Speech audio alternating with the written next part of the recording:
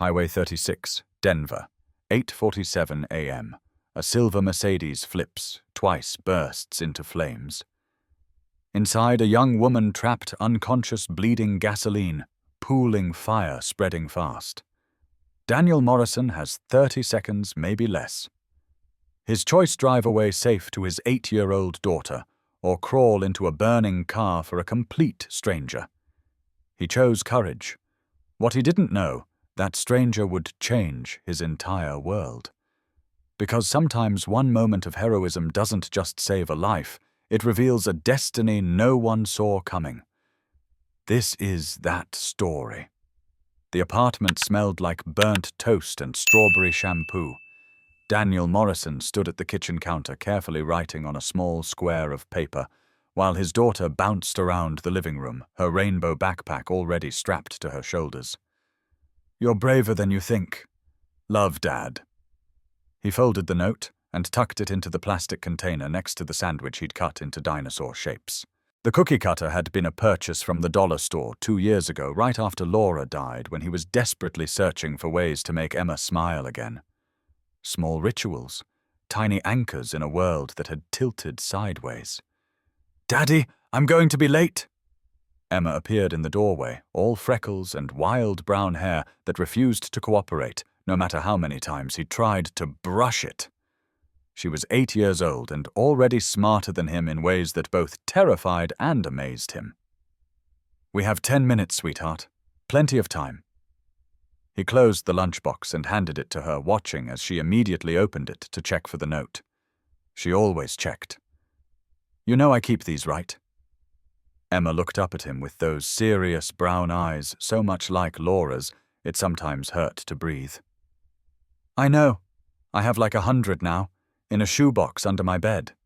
I'll keep writing them, even when I'm in high school, especially then." Emma grinned and threw her arms around his waist. Daniel knelt down to her level breathing in the strawberry scent of her hair. She'd insisted on shampooing twice this morning, which meant she was nervous about something. Maybe the math test she'd mentioned yesterday. Maybe just the general anxiety that lived in children who'd already learned the world could take people away without warning. "Promise you'll pick me up today." Her voice was small, muffled against his shoulder. "Always, sweetheart. Love you to the moon." And back again. "Daddy." She pulled away and skipped toward the door, her backpack bouncing with each step. Daniel watched from the doorway as she joined the stream of children heading toward the school entrance. She turned back once, waved with her whole arm, and disappeared inside. He stood there longer than necessary, watching the doors where she'd vanished. The familiar ache settled in his chest, the one that never quite left. Laura should have been here for this. Should have been the one writing lunch notes and braiding hair and kissing scraped knees. Instead, it was just him doing his best not to mess up the one perfect thing they'd created together. The morning air was cool against his face as he walked to his truck. Autumn in Denver meant the mountains were starting to wear their first dusting of snow, visible in the distance when the smog cleared. He had 40 minutes to get to Paramount Technologies' clock-in and start his shift fixing whatever had broken overnight in a building full of people who barely noticed he existed. Daniel turned the key in the ignition and pulled out of the parking lot, thinking about Emma's promise. "You'll pick me up today," and wondering why it felt different this morning, why it felt like a question instead of a routine. He had no way of knowing that in 47 minutes he'd be making a choice that would change everything. The screech of tires on wet asphalt cut through the morning air like a blade through silk. Daniel's hands tightened on the steering wheel as the silver Mercedes ahead of him suddenly swerved violently to the left. A deer, brown and graceful and completely oblivious to the chaos it was causing, bounded across Highway 36 and disappeared into the tree line as quickly as it had appeared. The luxury car wasn't so lucky. Time did that thing it does in moments of crisis, stretching like taffy pulled too thin each second, expanding into something grotesque and surreal. Daniel watched, unable to look away as the Mercedes lost its grip on the rain-slicked road. The vehicle spun sideways, tires screaming against the asphalt smoke rising from the rubber as physics and momentum fought for control. The car lost. Metal met concrete with a sound Daniel would hear in his dreams for months. The impact was devastating, immediate, final. The driver's side crumpled inward like a tin can in a vice glass, exploding outward in a shower of glittering shards that caught the morning light. The car flipped. Once. Twice. A terrible ballet of destruction that seemed to defy gravity before the vehicle finally crashed back to earth, landing upright in a mangled heap of twisted metal and shattered dreams. Before we continue, please tell us where in the world are you tuning in from? We love seeing how far our stories travel. Daniel's Ford pickup skidded to a stop on the shoulder, his heart hammering so hard against his ribs he could feel it in his throat. His hands shook as he reached for his phone, fingers fumbling with the screen. "What's your emergency?" "There's been an accident on Highway 36 eastbound about 2 miles past the Paramount Technologies exit." His voice came out surprisingly steady, despite the adrenaline flooding his system. "A car hit the barrier, flipped multiple times. I can see someone inside." "Sir, are you injured?" "No, but—" Daniel stopped mid-sentence. Smoke was beginning to rise from beneath the crumpled hood of the Mercedes. Not the white steam of a damaged radiator, but something darker, something that made his stomach drop. "Sir, are you there?" He ended the call and ran. Each step toward the wreckage felt like moving through quicksand. His mind screamed at him to stop, to wait for the professionals to think about Emma waiting for him at 3:30. But his body kept moving forward, pulled by something deeper than logic or self-preservation. The closer he got, the worse it looked. The driver's side had taken the brunt of the impact, the door frame compressed inward so severely there was no way it would open. Inside he could see a young woman, maybe 25, hanging unconscious against her seatbelt. Blood trickled down her forehead from a gash near her hairline, following the curve of her face like crimson tears. Her left arm was bent at an angle that made Daniel's stomach turn. "Miss," he shouted, pulling at the driver's door handle. It wouldn't budge. "Can you hear me?" No response. Her breathing was shallow. Labored, the kind of breathing that said broken ribs or collapsed lung or internal bleeding or all of the above. Then the smell hit him. Gasoline. Sweet and sharp and absolutely terrifying. Daniel looked down. Dark fluid was pooling beneath the vehicle, spreading outward like spilled ink on paper. The engine made ominous clicking sounds, the kind of sounds that preceded very bad things. Small orange flames began to lick at the edges of the hood, tentative at first, then growing bolder. For a moment that felt like an eternity. Daniel stood frozen. He thought about Emma. "Love you to the moon, Daddy. And back again, sweetheart." Their morning goodbye echoed in his mind. Emma with her rainbow backpack skipping toward the school entrance, without a care in the world, completely trusting that her daddy would come home safe. Emma, who'd already lost her mother to a brain aneurysm 2 years ago. Emma, who would be completely alone if something happened to him. The flames grew larger, hungrily consuming whatever fuel source they'd found. Smoke began to fill the interior of the car through the crushed dashboard vents. Daniel ran back to his truck and grabbed the tire iron from behind the seat. Glass showered everywhere as he smashed the rear passenger window of the Mercedes, the sound of breaking glass mixing with the growing roar of fire under the hood. Heat hit him immediately as he crawled through the window frame, wave after wave of it, making his eyes water and his lungs burn. Smoke filled the interior thick and black and choking. The woman's seatbelt was jammed, the metal clasp twisted from the impact. Daniel pulled out his pocket knife, the last anniversary gift Laura had given him before she died, and started sawing through the thick fabric of the seatbelt. The blade caught and slipped with each desperate cut. Come on, come on. The flames were visible through the dashboard vents now, orange tongues of fire reaching toward the interior like grasping fingers. His jacket sleeve caught fire, and he beat it out with his bleeding hands, never stopping his work on the seatbelt, never pausing, never giving up. The belt finally gave way with a sound like mercy. The woman's head lolled to one side as Daniel caught her weight against his chest, her body limp and frighteningly still. Blood from her head wound soaked into his shirt as he dragged her toward the back seat. Every movement an exercise in controlled panic. Getting her through the rear window was like trying to thread a needle while wearing boxing gloves in the dark during an earthquake. Daniel's back scraped against jagged glass as he pulled her through, tearing through his shirt and skin. The heat was overwhelming now, blistering the skin on his neck and arms, making it hard to think, hard to breathe, hard to do anything except keep moving. They were 5 feet from the car when Daniel heard it, a low whooshing sound that made his blood freeze in his veins. He threw himself forward, covering the woman's body with his own, just as the gas tank exploded. The force of the blast lifted them both off the ground.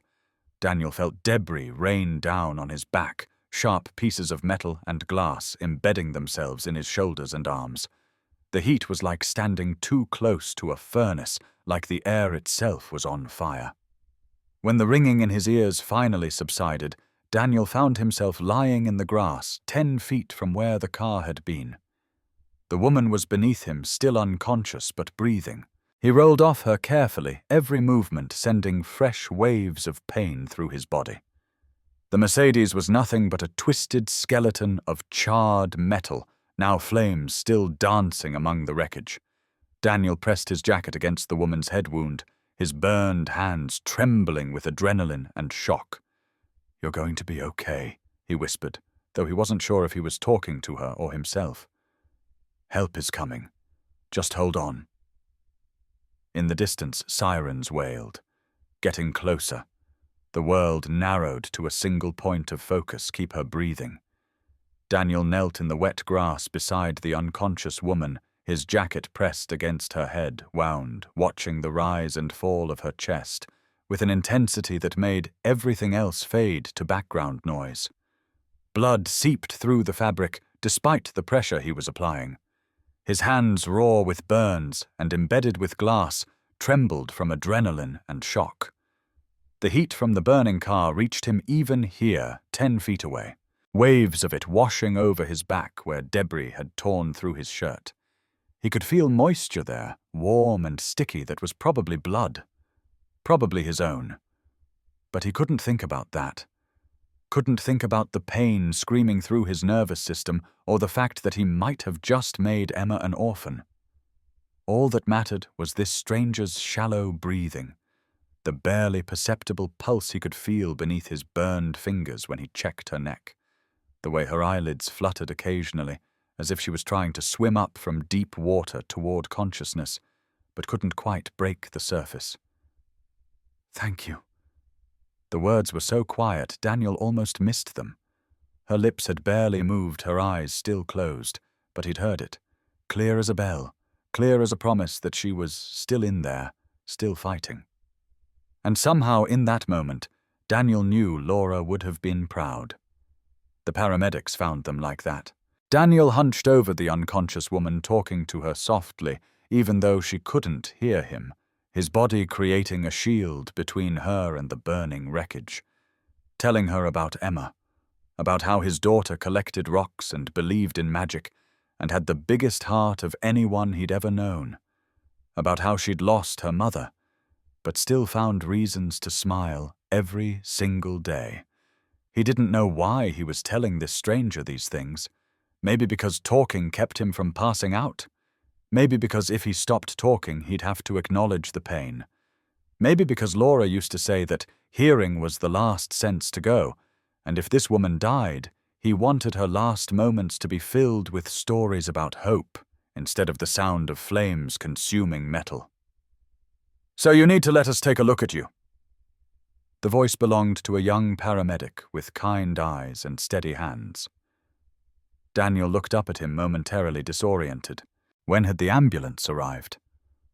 How much time had passed? Take care of her first. His voice came out raspy from smoke, inhalation, barely more than a whisper. Sir, please. Daniel's eyes never left the woman's face. She was young, he realized now, that he could actually see her. Mid-20s, maybe. Dark hair matted with blood. Pale skin going paler by the second. Someone's daughter. Someone's friend. Someone who'd woken up this morning with plans that definitely didn't include nearly burning to death on Highway 36. Make sure she's okay first. It took 3 paramedics to convince Daniel to step back while they worked. As they loaded the woman into the ambulance, he caught a glimpse of her purse, its contents scattered across the wet asphalt. A driver's license, credit cards. A photo of an older man with silver hair and kind eyes smiling at the camera with his arm around the young woman, both of them laughing at some private joke. The name on the license read, Rachel Bennett. Bennett. Like Bennett. Like Paramount Technologies, where Daniel had been working as a maintenance supervisor for the past 5 years.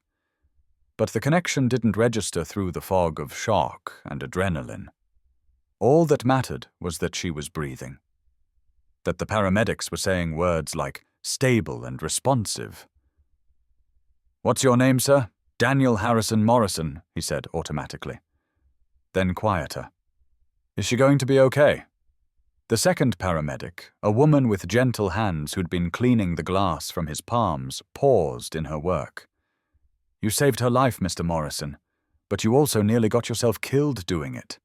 These burns are serious.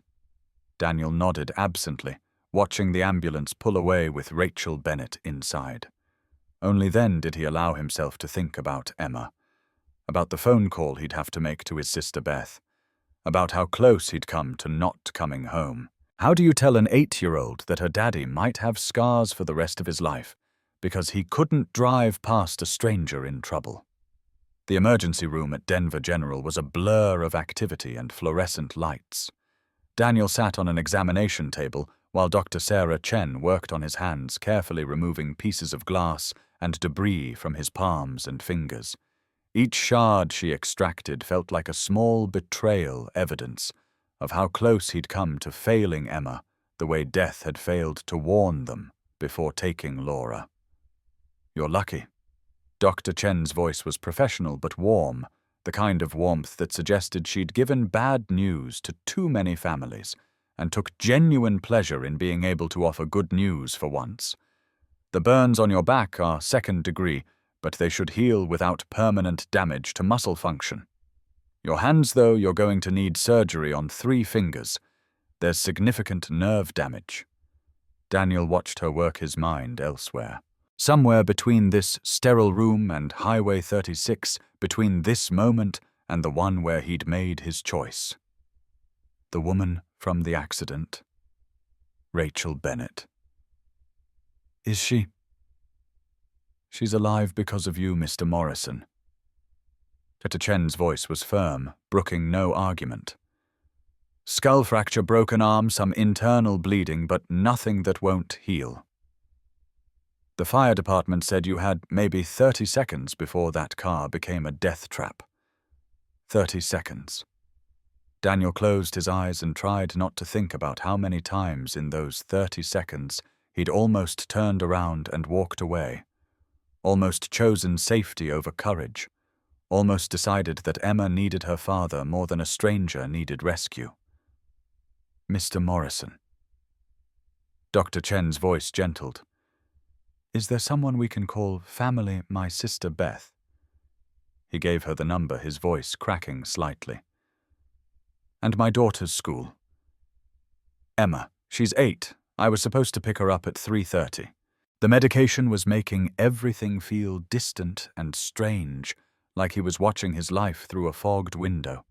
But the thought of Emma waiting for him at school, watching the other kids get picked up one by one until she was the last one left, brought everything into sharp, painful focus. We'll take care of that, Dr. Chen assured him. But you're going to be here for a while. Surgery, observation, physical therapy. This isn't something you recover from in a day or two. Daniel nodded, staring down at his bandaged hands. 2 weeks ago, his biggest worry was whether he could afford to fix the water heater in their apartment. Now he was looking at medical bills that would probably cost more than he made in 6 months. But she's alive, he told himself. Rachel Bennett is alive. That had to be enough. Beth Anderson arrived 20 minutes later with Emma in tow, her face pale with worry and poorly concealed fear. Daniel saw them through the small window in his examination room door before they saw him, and his heart broke a little at the expression on his daughter's face. Emma looked small and scared, in a way she hadn't since the first terrible weeks after Laura died. "Uncle Danny's here, sweetie. He's okay." Beth's voice was pitched for reassurance, but Daniel could hear the tremor underneath. The door opened, and Emma launched herself toward the hospital bed before Beth could stop her, then pulled up short when she saw the bandages covering her father's arms. Her brown eyes went wide, filling with tears she was trying desperately not to shed. "What happened to you?" Daniel looked at his daughter, all freckles and worried brown eyes and tangled hair from the playground, and felt his heart break into smaller pieces than he'd thought possible. How did you explain to a child that sometimes adults had to make choices between safety and doing what was right? How did you help her understand that the world required both caution and courage, and knowing which one to choose was the hardest part of being human? "I helped someone who was hurt, sweetheart." He kept his voice gentle, steady. "But I'm okay. I'm going to be okay." Emma climbed carefully onto the bed beside him, her small body radiating warmth as she pressed against his side, avoiding his bandaged hands with the careful precision of a child who understood that Daddy was fragile right now. "Were you scared?" "Terrified," Daniel admitted, because he'd learned after Laura died that honesty was better than false comfort. Children could sense lies the way animals could sense earthquakes, and Emma had already had enough of her world shaken to its foundations. But sometimes being brave means doing the right thing even when you're scared, like how you took care of me after Mommy went to heaven. Daniel's throat tightened. Emma only talked about Laura in whispers, usually late at night when the dreams were bad and the dark felt too heavy. Hearing her mention it so matter-of-factly was both heartbreaking and hopeful, like watching a wound close over scar tissue. Painful but necessary. Progress. "Yeah, baby, just like that." Beth squeezed his shoulder, her touch careful of his injuries. The school called. "You missed work. Have you called Tom yet?" Tom Reynolds, his supervisor at Paramount Technologies. A good man who'd been patient when Daniel needed time off after Laura's death, who'd let him adjust his schedule to accommodate Emma's needs, who'd looked the other way when Daniel showed up late, because parent-teacher conferences ran long, or because Emma had woken up crying from nightmares and needed extra time to feel safe again. But patience had limits. Missing 2 weeks for medical recovery was one thing. Missing work because you'd nearly killed yourself saving a stranger was another thing entirely. "I'll call him tomorrow," Daniel said, his eyes drifting closed despite his best efforts to stay present.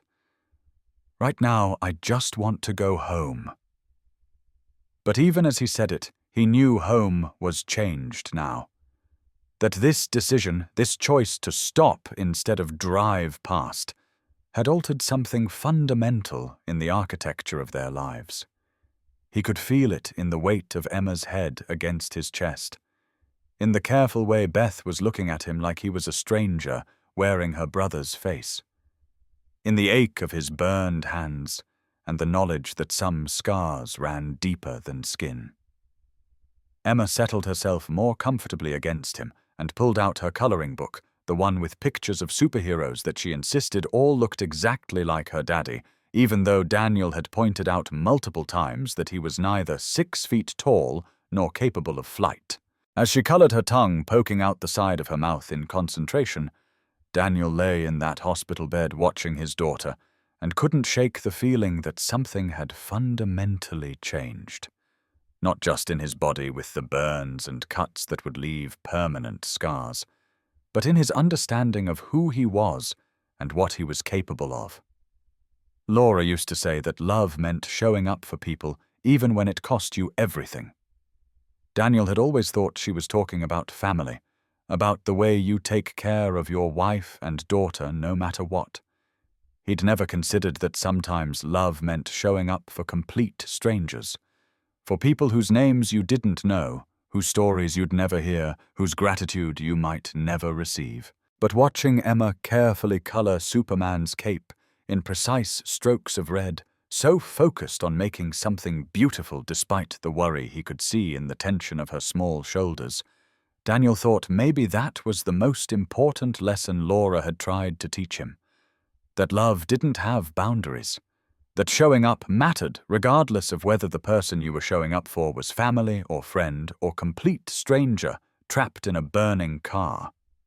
The thought should have been comforting. Instead, it terrified him. Because if love meant always showing up, always choosing courage over safety, always putting others before self-preservation, then how many more times would he put Emma at risk of losing her last remaining parent? He didn't have an answer. But as Emma climbed onto his lap, her artwork clutched in her small hands, showing him the picture she'd colored of a hero who looked nothing like him, but everything like hope.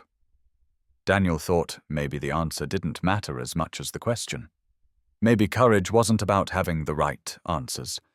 Maybe it was about being brave enough to keep asking the questions even when you were terrified of what the answers might cost you. That night, after Beth had taken Emma home and the nurses had dimmed the lights and the hospital settled into its strange nocturnal rhythm of beeping machines and hushed conversations, Daniel lay awake staring at the ceiling tiles and counting all the ways he'd almost orphaned his daughter. The choice to run toward the burning car instead of away. The moment his sleeve caught fire, the seconds he'd spent sawing through that seatbelt while flames reached toward him. The explosion that could have killed them both if he'd been even a foot closer. 30 seconds. Dr. Chen had said he'd had 30 seconds. But Daniel kept replaying those moments in his mind, stretching and compressing them like taffy, trying to find the exact instant when he'd made his decision. When he'd chosen a stranger's life over his daughter's security. He couldn't find it. Couldn't pinpoint the moment when instinct had overridden logic, when compassion had trumped self-preservation. 1 second he was standing by his truck, frozen by fear and uncertainty. The next, he was smashing a window with a tire iron, crawling into smoke and fire, making choices that could have left Emma completely alone in the world. His phone buzzed on the bedside table. A text from Beth. Emma, finally asleep. Asked me 3 times if you were really okay. Said you promised to pick her up today, and you always keep your promises. Guilt hit him like a physical thing, heavy and suffocating. He'd promised. Love you to the moon, Daddy.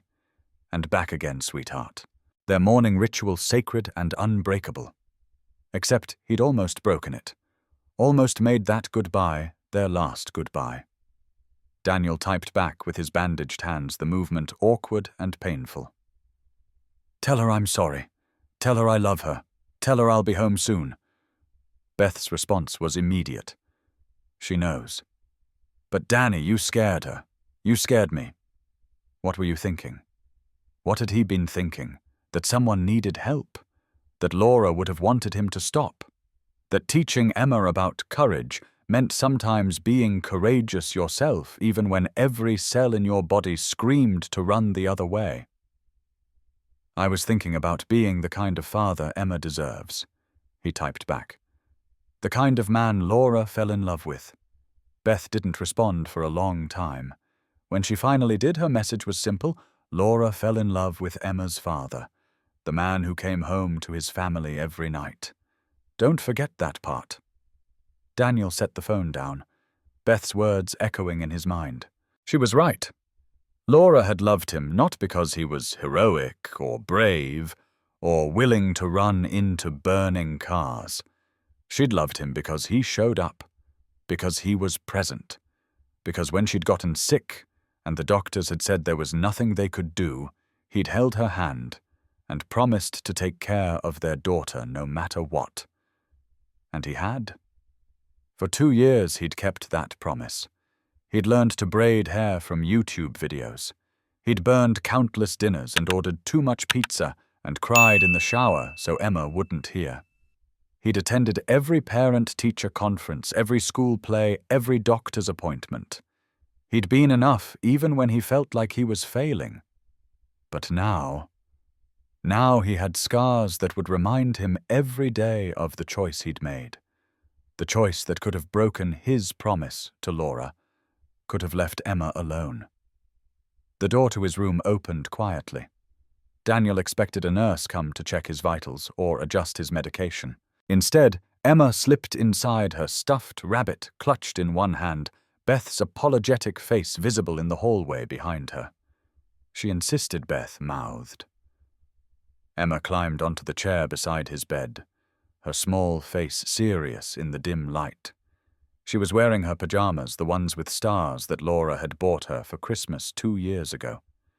They were getting too small now, the sleeves riding up her arms, but Emma refused to let them go. I had a bad dream, Emma said quietly. About you not coming home. Daniel's heart clenched. I'm right here, sweetheart. But you almost weren't. Emma's voice was matter-of-fact in that way children have stating truths adults try to hide. Auntie Beth said you saved someone, that you went into a fire to help them. I did. Were you scared? Terrified? Emma was quiet for a moment, processing. Then did you think about me?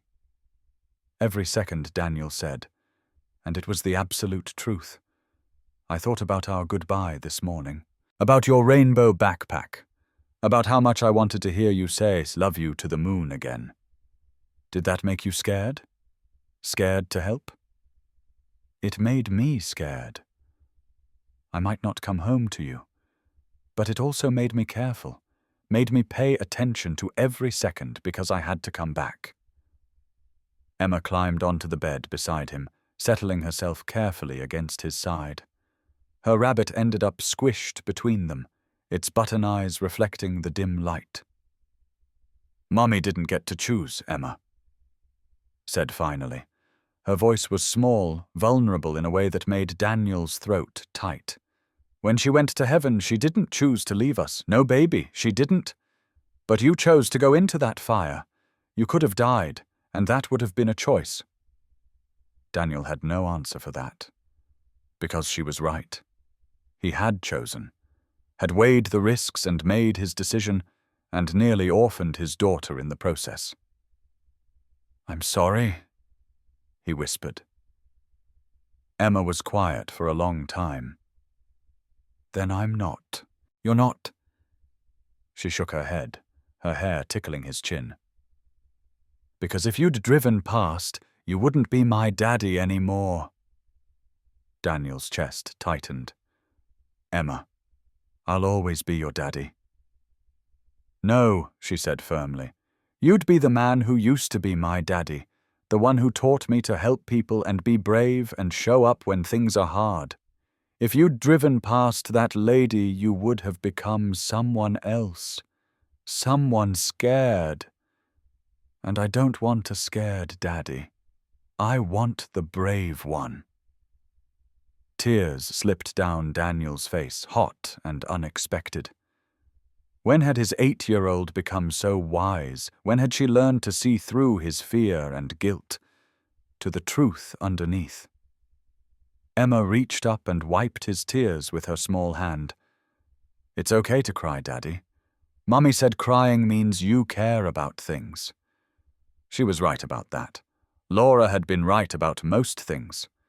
They lay there together in the dim hospital room, father and daughter, both of them learning what it meant to be brave, to be scared and brave at the same time, to make impossible choices and live with the consequences, to love deeply enough that the thought of loss was terrifying, but the alternative not loving at all was worse.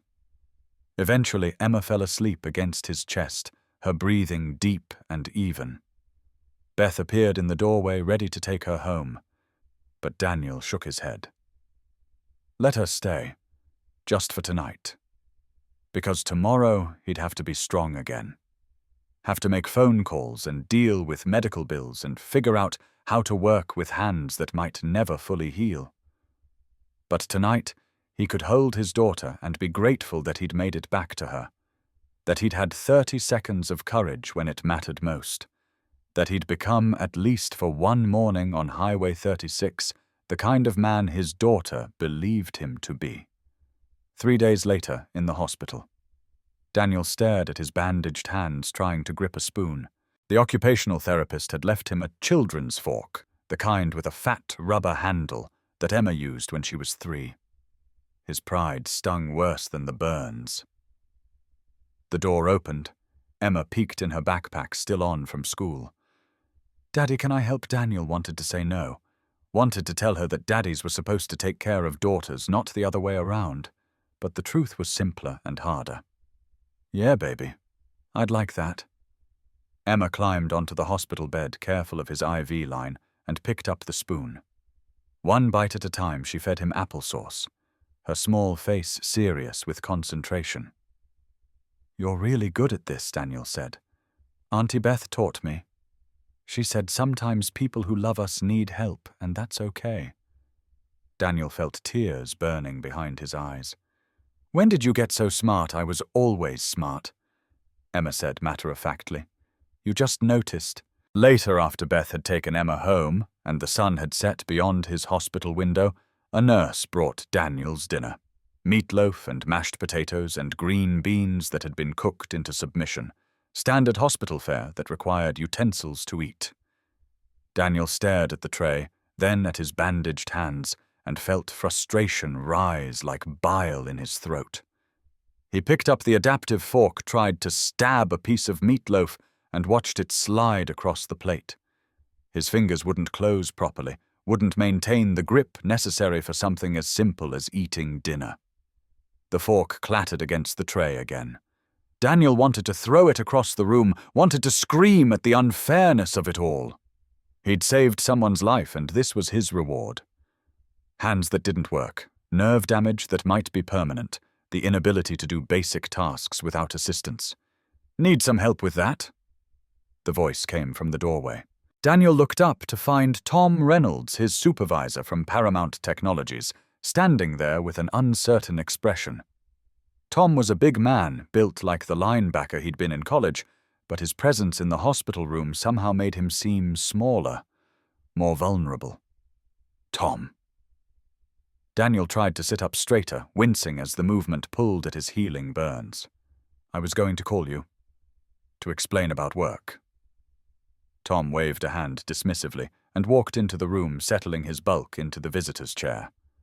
"I'm not here about work, Danny. I'm here because I heard what you did, and I wanted to see how you were holding up." "I'm fine," Daniel lied automatically. Tom looked pointedly at the untouched dinner tray, at the adaptive utensils, at the bandages covering Daniel's hands. "You're a terrible liar. Always have been." They sat in silence for a moment. Daniel could hear the hospital sounds filtering through his door, the beeping of monitors, the soft conversations of nurses, the distant ring of phones at the nurses' station. All the machinery of healing moving forward, regardless of how he felt about it. "The woman you saved," Tom said finally. "Rachel Bennett. She's Robert Bennett's daughter." Daniel's brain took a moment to process that information. Robert Bennett, as in the CEO of Paramount Technologies, the man whose name was on the building, whose photo hung in the lobby, who Daniel had never met in 5 years of working there. "I didn't know," he said quietly. "Course you didn't." Tom leaned back in the chair, which creaked under his weight. "You ran into a burning car without knowing who she was or what she was worth. Just knew she needed help, and you were the person standing there. Anyone would have done it." "No," Tom said firmly. "They really wouldn't have. Most people would have called 911 and waited. Kept themselves safe. protected their families by not taking unnecessary risks. You're not most people, Danny. Never have been. Daniel thought about Emma feeding him applesauce, about Laura in those final moments making him promise to take care of their daughter, about all the ways he'd almost broken that promise for a stranger he'd never met. I have a daughter, he said. I should have thought about her first. You did think about her. Tom's voice was gentle but firm. You thought about the kind of man you wanted her father to be, the kind of example you wanted to set. That's thinking about your kid Danny, just in a different way than you expected. The meatloaf was getting cold. Daniel looked at it, at the adaptive fork at his hands that didn't work the way they were supposed to. Tom followed his gaze. Want me to cut that for you? Daniel's first instinct was to refuse. But then he thought about Emma's words. Sometimes people who love us need help, and that's okay. He nodded. Tom stood and methodically cut the meatloaf into bite-sized pieces, his large hands surprisingly dexterous. There, should be easier now. Thanks. Daniel managed to eat most of his dinner, the adaptive fork slowly becoming less foreign in his damaged hands. Tom stayed talking about work and Emma and anything except the accident. The gift of normalcy, when Daniel felt like nothing about his life would ever be normal again. As Tom prepared to leave, he paused at the door. Robert Bennett called me personally, asked about you, about Emma, about whether you needed anything. I don't need anything from the CEO. That's not what I asked. Tom's expression was serious now. He wants to meet you, Danny, to thank you for saving his daughter's life. You might want to think about saying yes. After Tom left, Daniel lay in his hospital bed staring at the ceiling and thinking about choices and consequences, about how one decision on a rain-slicked highway had rippled outward in ways he never could have anticipated, how 30 seconds had somehow connected him to people he'd never met, created debts and obligations he didn't know how to navigate. His phone buzzed. A text from Emma sent from Beth's phone, "Good night, Daddy. Love you to the moon." He typed back awkwardly with his bandaged hands, and back again, sweetheart, always, always. The word felt like a promise and a prayer, a reminder that some things remained constant even when everything else changed, that love persisted despite pain, despite scars, despite hands that didn't work right, and choices that cost more than you expected to pay. Daniel closed his eyes and tried to sleep, but all he could see was fire and smoke and a stranger's face as he pulled her from certain death. All he could feel was the weight of decisions made in 30 seconds that would echo through the rest of his life. Tomorrow he'd start physical therapy in earnest. Tomorrow he'd figure out how to hold a wrench with reconstructed fingers. Tomorrow he'd begin the long process of recovery. But tonight, he just held on to always and hoped it was enough. Week 2 after the accident. Physical therapy. The foam ball sat on the table between them like an accusation. It was designed for children, soft and squeezable and bright blue. The kind of thing Emma would have played with when she was 3, squeezing it with delight just to watch it compress and expand. Daniel stared at it like it was a mountain he had to climb. Squeeze. Hold for 5. Release. Rachel Peterson's voice was patient but firm. She was his physical therapist. A woman in her 40s, with kind eyes and absolutely no tolerance for self-pity. They'd been working together for 6 days now. 6 days of Daniel trying and failing to make his reconstructed fingers cooperate with basic commands from his brain. He gripped the ball. Or tried to. His fingers barely indented the surface. Pain shot through his hand, sharp and electric, following the path of damaged nerves from fingertips to wrist. The surgery had been successful, the doctors said. The repairs were holding. But nerve healing was slow, unpredictable, measured in millimeters per day rather than dramatic improvements. "I can't." His voice came out harsh with frustration. Rachel moved his fingers into the correct position, her touch gentle but unyielding. "You can. You saved someone's life with these hands. They're not broken. They're healing." Daniel thought about the Mercedes, about sawing through a seatbelt while fire licked at his sleeve, about hands that had worked perfectly when they needed to, when Rachel Bennett's life had depended on their function. Now those same hands couldn't squeeze a children's toy.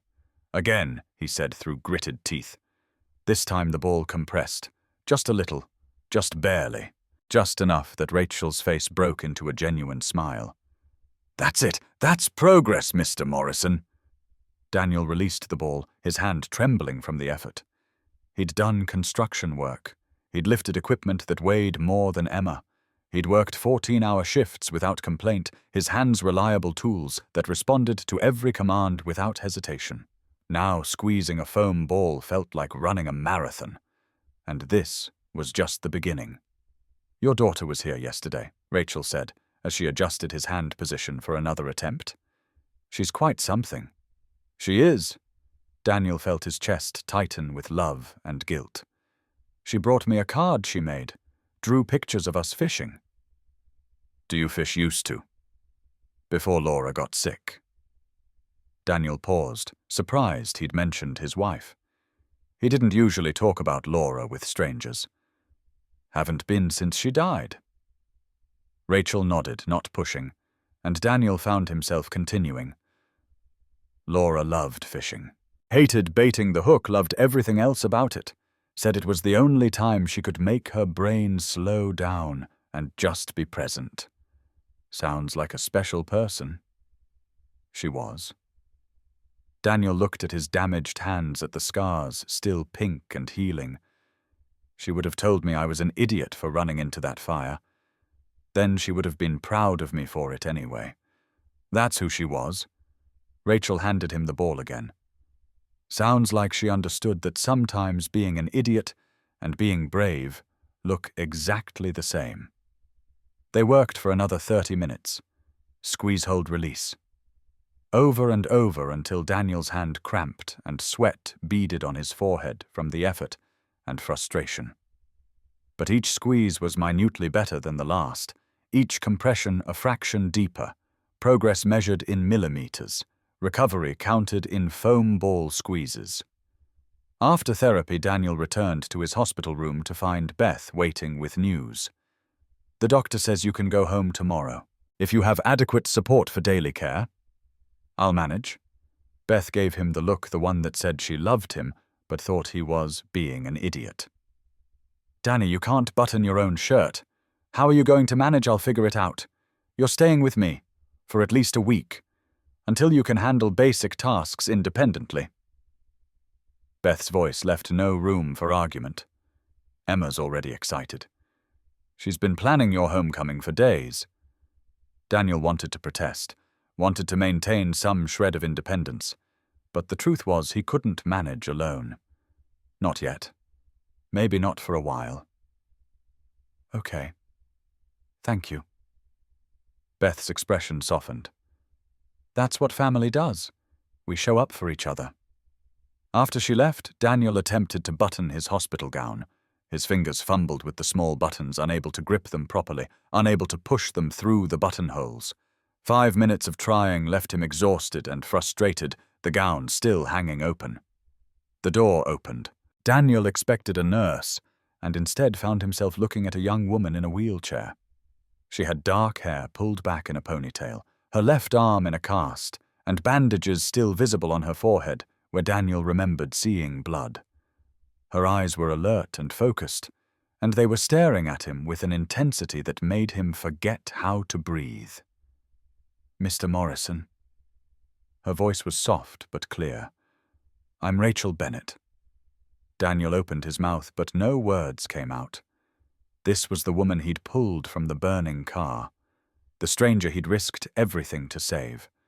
Conscious now, alive, looking at him like he was something more than human, instead of just a man who'd made an impulsive decision. "I wanted to thank you," Rachel continued. She maneuvered her wheelchair closer with practiced ease. "For my life. For everything. I just did what anyone would do." "No." Rachel's voice was firm. Most people would have driven past, would have called for help and kept themselves safe. You didn't. You ran toward fire. For me. A complete stranger. They looked at each other across the small hospital room. Daniel saw tears gathering in Rachel's eyes, saw the weight of what had almost happened written in the set of her shoulders. "I don't know how to thank you for that," she whispered. "How do you thank someone for your life?" "You just did," Daniel said. "And you don't have to. I'm just glad you're okay." Rachel smiled through her tears. "My father wants to meet you. He's been trying to find the right time, the right way to say thank you. He's not good with emotions, but he's been crying every day since the accident. I've never seen him cry before." Daniel thought about Tom's visit, about Robert Bennett calling personally. The CEO whose name was on the building, whose daughter was alive because of 30 seconds of courage. "You don't owe me anything. Neither does your father. We owe you everything," Rachel said simply. "But I understand if you need time, if this is all overwhelming." She gestured to his hands, to the hospital room, to the weight of everything that had happened. "I just needed to see you, to say thank you in person, to tell you that I remember." Remember what Rachel's eyes filled with fresh tears. "You talking to me, while you were pulling me out. You told me about your daughter, about Emma, how she loves rocks and believes in magic, how she lost her mother but still finds reasons to smile. I was unconscious, but I heard you. Your voice was the only thing keeping me anchored." Daniel's throat tightened. "I didn't know you could hear me. I could, and it mattered, more than you know." Rachel wheeled closer and took his damaged hand in her good one, her touch gentle on his bandaged fingers. "Thank you, Mr. Morrison, for seeing me when you could have looked away, for choosing courage when safety was the easier option, for giving my father more time with his daughter." She released his hand and maneuvered her wheelchair toward the door, pausing at the threshold. "My father would like to meet you tomorrow. At his office, if you're well enough. No pressure, no expectations. Just a conversation between two people whose lives are connected now, whether we planned for it or not." After she left, Daniel sat on his hospital bed and stared at his hands. These broken, damaged, healing hands that had saved a life and cost him so much. He thought about Rachel's words about being heard while unconscious, about voices anchoring us when we're drowning. He thought about Emma making cards about fishing trips they hadn't taken yet. About Laura saying sometimes being an idiot and being brave look the same. About 30 seconds that had connected him to people and purposes larger than he'd ever imagined. Tomorrow he'd meet a CEO. Tomorrow he'd navigate conversations about gratitude and debt and obligations he didn't fully understand. But tonight, he'd managed to squeeze a foam ball. Tonight, recovery was measured in millimeters, and that was enough. Progress, Rachel, the therapist, had said. That's progress. And maybe Daniel thought, as he finally managed to button one button on his hospital gown, maybe millimeters were how you measured courage too. One small choice at a time. One squeeze. One button. One day. One life saved and many more changed in the process. 4 months after the accident. Daniel was home now, mostly healed, the pink scars on his hands and back, serving as permanent reminders of that morning on Highway 36. Emma had adapted to having her father back, had stopped asking every morning if he promised to come home, had started sleeping through the night again, without nightmares about fires and ambulances and empty houses. Or so Daniel had thought. He woke at midnight to the sound of soft crying coming from Emma's room, the kind of crying that was trying hard to stay quiet, muffled into a pillow, so as not to disturb anyone. Daniel's heart clenched as he got out of bed and padded down the hallway. Emma was sitting at her small desk homework, spread out in front of her, but clearly untouched. She was staring at the family photo on the wall beside her bed. The one from before. Before Mommy went to heaven. Before Daddy got hurt saving people. The one where they were just a normal family at the beach, frozen in a moment of uncomplicated happiness. "Sweetheart, what's wrong?" Emma looked up, her face blotchy and wet with tears. "I had a bad dream. About the fire. About you not coming home."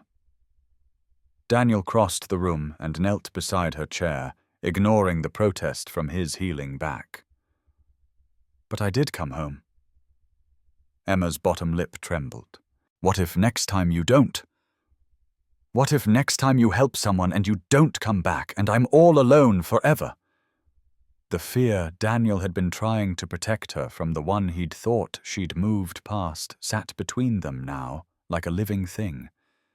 He'd been fooling himself, thinking 4 months was enough time for an 8-year-old to process the reality that her father had almost died. That she'd almost lost both parents within 2 years. "Come here, baby." Daniel moved to sit on her bed, and Emma immediately crawled into his lap, curling against him like she used to do when she was much smaller. Her small body trembled with suppressed sobs. "I heard you and Auntie Beth talking last week," Emma said, her voice muffled against his shoulder. "She said you could have died, that you were really lucky, and I already don't have a mummy, and if you died too, I'd be all alone forever." Daniel felt his own throat tighten, tears burning behind his eyes. She was right. She was absolutely right. He'd made a choice that could have orphaned her, and no amount of noble intentions could change that fundamental truth. "Emma, look at me."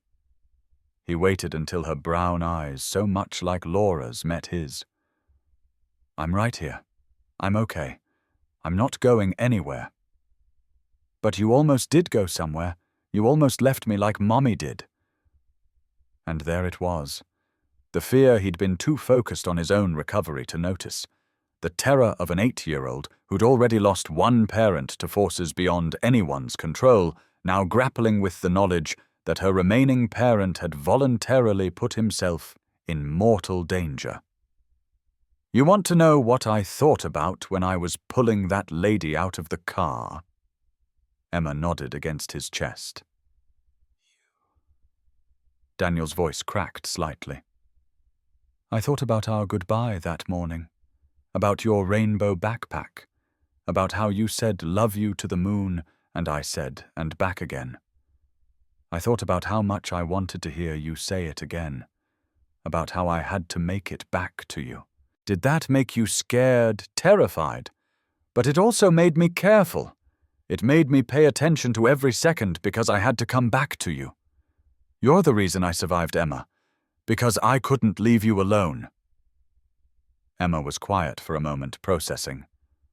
"Then Mommy didn't choose to leave us." "No, she didn't.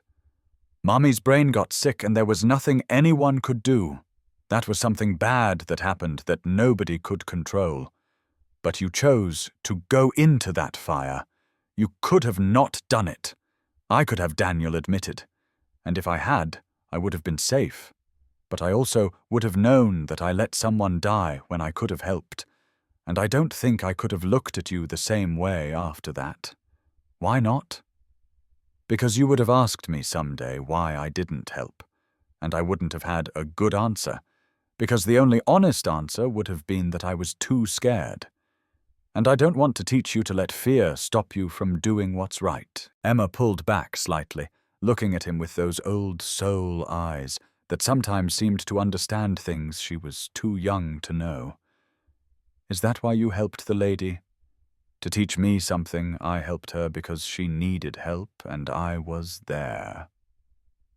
But yes, part of me was thinking about you, about the kind of daddy I want to be for you, the kind of person I want you to become." A long silence stretched between them. Emma's fingers played with the collar of Daniel's t-shirt, her small face thoughtful. "Daddy?" "Yeah, baby, I'm glad you saved her." Daniel's breath caught. "You are, even though it scared me, even though you got hurt." Emma's voice was firm despite the tears still tracking down her cheeks. "I'm glad you're the kind of daddy who helps people, because that means when I grow up, I can be the kind of person who helps people too, and I won't be scared to do it because you showed me how." Daniel pulled her closer, pressing his face into her hair, as his own tears finally fell. When had his daughters become so wise? When had she learned to see past her fear to the larger truth underneath? "Just maybe," Emma continued, her voice taking on a practical tone. "Maybe next time you could help people in ways that don't make you catch on fire." Daniel laughed, surprised by the sudden shift from profound to pragmatic. "Deal, sweetheart. No more catching on fire. Promise, promise. Cross my heart." They sat together in the quiet of Emma's room, the family photo on the wall bearing witness to this moment of healing. Daniel thought about Laura, about how proud she would be of their daughter, how she would have handled this conversation with more grace, more wisdom. But he'd done his best, had been honest about his fears and his choices, had given Emma the truth, even when it was complicated. Emma yawned, exhaustion finally catching up with her adrenaline. "Can I sleep in your room tonight?" Of course. They made their way down the hallway together, Emma carrying her stuffed rabbit and Daniel carrying the weight of being enough parent for both himself and Laura. In his room, Emma curled up on Laura's side of the bed, the side Daniel still couldn't bring himself to sleep on, even 2 years later. Daddy Emma's voice was sleepy now, fading toward dreams. "Yeah, I think Mommy sent you to save that lady." Daniel pulled the blanket up around her shoulders. "Why do you think that?" "Because Mommy knew what it was like to be scared. And she probably knew that lady was really scared in that car. So she sent you to help. Like how sometimes I think Mommy sends me good dreams when I'm sad. Maybe she did, sweetheart. Maybe she did." Emma's breathing evened out sleep, claiming her. Daniel lay beside her in the dark, thinking about choices and consequences, and the way 8-year-olds sometimes understood the universe better than adults. His phone buzzed on the nightstand. A text from Rachel Bennett. "Thank you again for everything. Hope you and Emma are doing well." He'd been having coffee with Rachel and her father, Robert, once a week. Now an informal arrangement that had started as Robert's need to express gratitude and evolved into something more like friendship. Rachel was working toward her master's in child psychology, passionate about helping kids who'd lost parents. She'd mentioned wanting to meet Emma someday to tell her how brave her father was. Daniel typed back, "We're good. Emma says hello. She's been wanting to meet you." The response was immediate. "I'd love that. Maybe next week?" He agreed and set the phone down.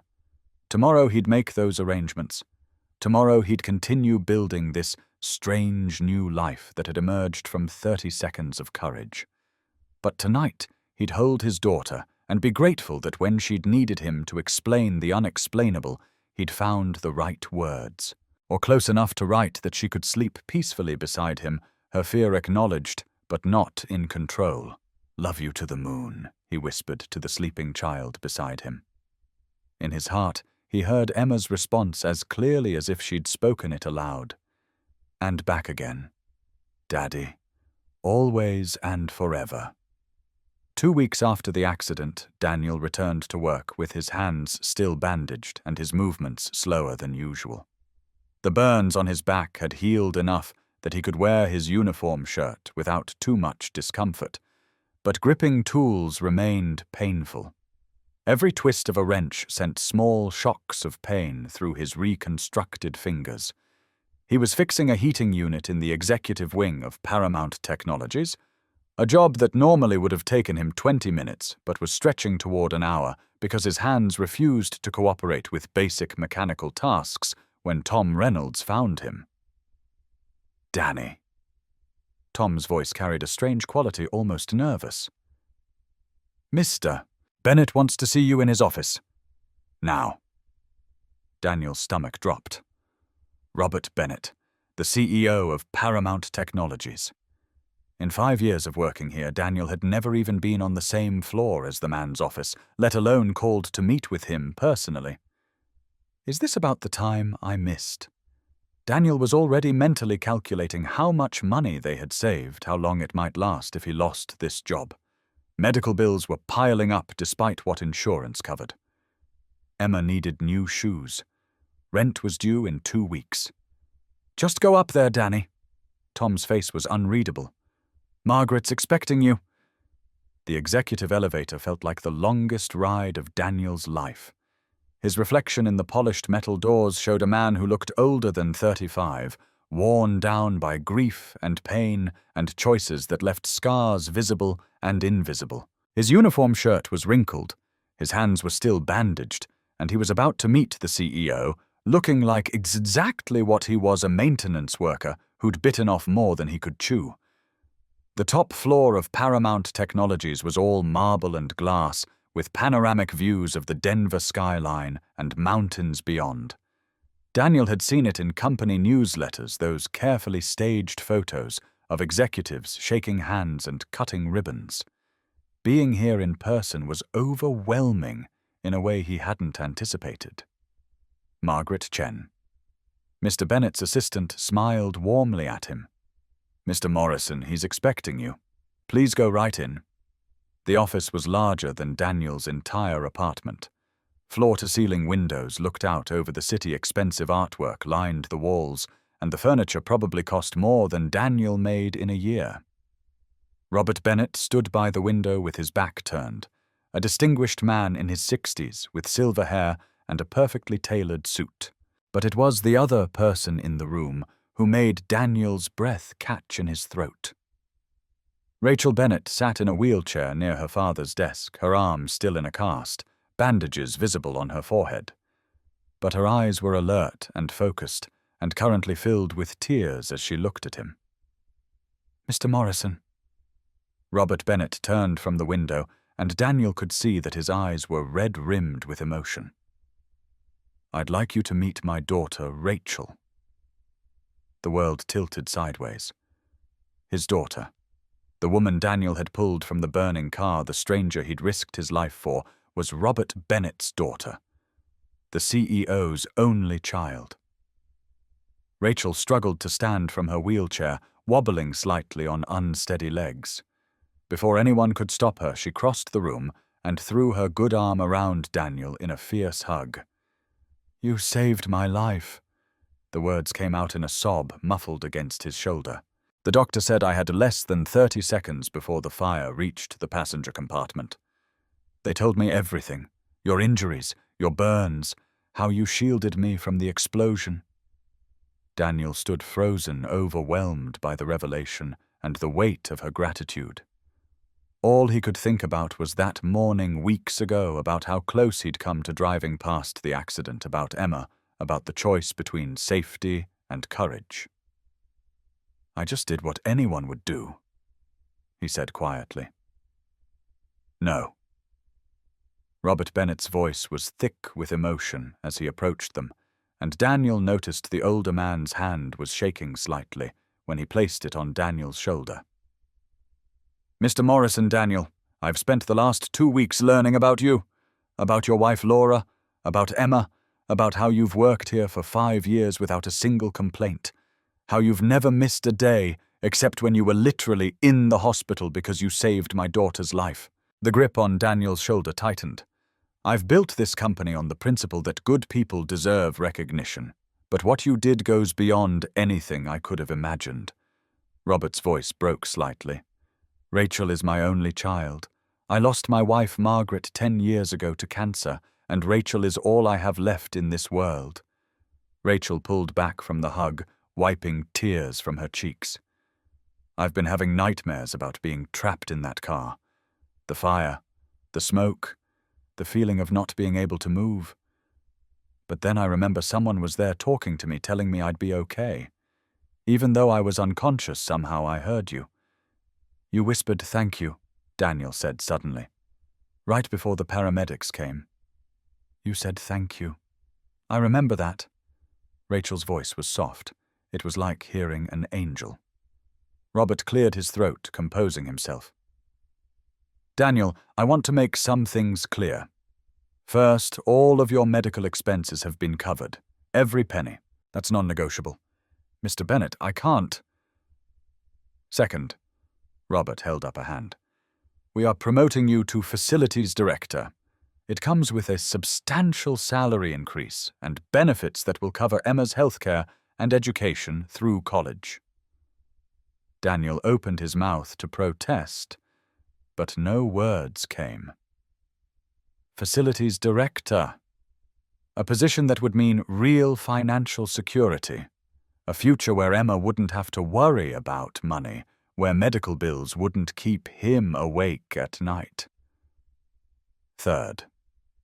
Robert's voice softened. Rachel has a request. Rachel smiled through her tears. I've been working on my master's degree in child psychology.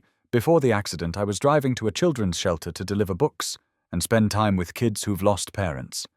It's something I do every week. She paused, glancing at her father. I'd like to meet Emma, not because I feel obligated to, but because I want to understand the kind of man who would risk leaving his daughter an orphan to save a stranger. I want to learn from both of you. Daniel felt tears he didn't know he'd been holding back start to fall. She'd like that. Emma would really like that. Robert Bennett gestured toward the sitting area of his office. Expensive leather chairs arranged around a coffee table that probably cost more than Daniel's truck. Please sit. Daniel lowered himself carefully into a chair, aware of how out of place he looked in his maintenance uniform amid all this polished luxury. Rachel maneuvered her wheelchair to face him, her expression open and earnest, in a way that reminded Daniel of Emma when she was trying to explain something important. I need you to understand something. Robert began settling into the chair across from Daniel. He looked smaller somehow, less like the powerful CEO and more like a father who'd come too close to losing everything that mattered. The morning of Rachel's accident, we'd had a fight. Rachel reached out and touched her father's hand. Dad, you don't have to. Yes, I do. Robert's voice was firm but gentle. He needs to understand what he gave back to me. The older man's eyes met Daniel's. I told my daughter she was wasting her education on charity work with children, that she should be focusing on the family business, learning to take over when I retire. She left angry with me. And then I got the call that she'd been in an accident. Robert's composure cracked slightly. For 10 minutes while I drove to the hospital, I thought I'd lost her. 10 minutes of imagining a world without my daughter in it. 10 minutes of regretting every harsh word, every moment I'd prioritized business over our relationship. 10 minutes of bargaining with whatever higher power might be listening, promising I'd be a better father if I just got another chance. You gave me that chance, Mr. Morrison. Robert's voice was raw with emotion. You gave me the opportunity to tell my daughter I was wrong, that I'm proud of her, that the work she does helping grieving children matters more than any profit margin or quarterly report. Daniel thought about his own last words to Emma that morning. Love you to the moon. Thank God he'd said it. Thank God that if the worst had happened, at least Emma would have known. I was so ready to give up, Rachel said quietly. Her voice pulled Daniel's attention back to her. After the accident, after I woke up in the hospital, all I could think about was how I'd wasted that morning fighting with my dad instead of telling him I loved him. How my last words to him might have been angry words. She wiped at her eyes. But then the doctors told me about you, about how you'd risked your life for a complete stranger, how you'd shielded me from the explosion with your own body, how you'd talked to me the whole time even though I couldn't respond. And I realized something. What's that Daniel asked? That I'd been given a second chance too. Not just at life, but at being the person I wanted to be. She looked at her father with obvious affection. My dad and we've spent 10 years circling around our grief over my mom, building walls instead of bridges, using work and charity and anything else we could find to avoid actually dealing with our loss. Your courage in saving me, it didn't just give us more time together, it gave us permission to finally heal. Robert nodded, his eyes bright with unshed tears. My wife Margaret died when Rachel was 15. Pancreatic cancer. 6 months from diagnosis to the end. I threw myself into building this company, telling myself I was securing Rachel's future. The truth is, I was running from my grief. And in the process, I lost 10 years with my daughter. He looked at Daniel directly. You taught me something about being a father. You showed me that being present means more than providing. That courage isn't just about grand gestures like running into burning cars. It's about showing up for the small moments, the lunch notes, the parent-teacher conferences, the everyday acts of love that build a life. Daniel thought about the note he'd written that morning. You're braver than you think. Simple words scrawled on a small piece of paper that Emma kept in a shoebox under her bed. Had he really understood what he was doing?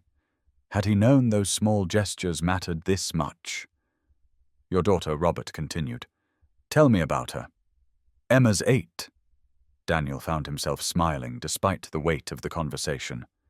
She's smart and kind, and sometimes too wise for her own good.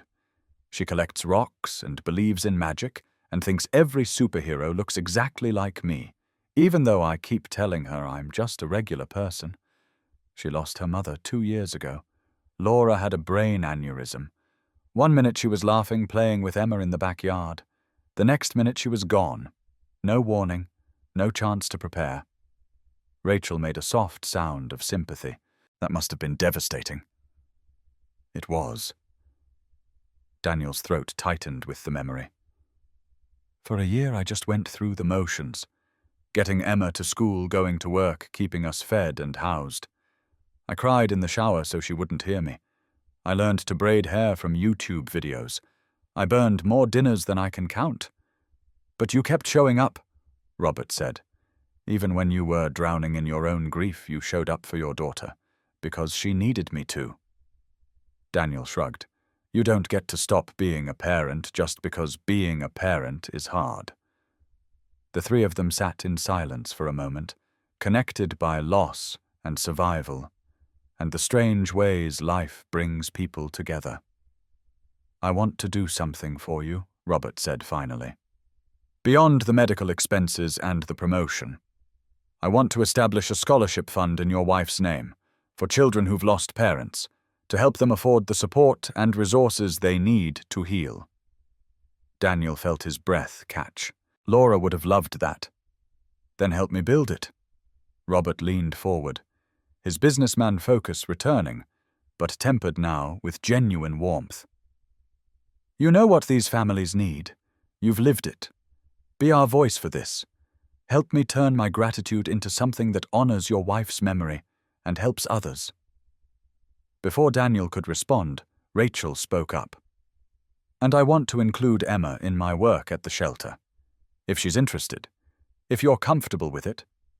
She paused. I think meeting other kids who've lost parents might help her. And honestly, I think she might help them too. Daniel thought about Emma feeding him applesauce in the hospital. About her wisdom when she'd said sometimes people who love us need help, and that's okay. About how she'd processed her fear and come out the other side stronger. She'd like that, he said. Emma would really like that. Robert stood and extended his hand. Daniel stood as well, his damaged fingers closing around the CEO's grip as firmly as they could manage. Welcome to the executive team, Daniel. And thank you. For my daughter. For reminding me what matters. For being the kind of man who stops when others drive past. After Daniel left the office after the elevator carried him back down to the maintenance floor, after he'd changed out of his uniform and prepared to drive home. Tom Reynolds found him in the parking lot. So Tom said, leaning against Daniel's truck. How'd it go?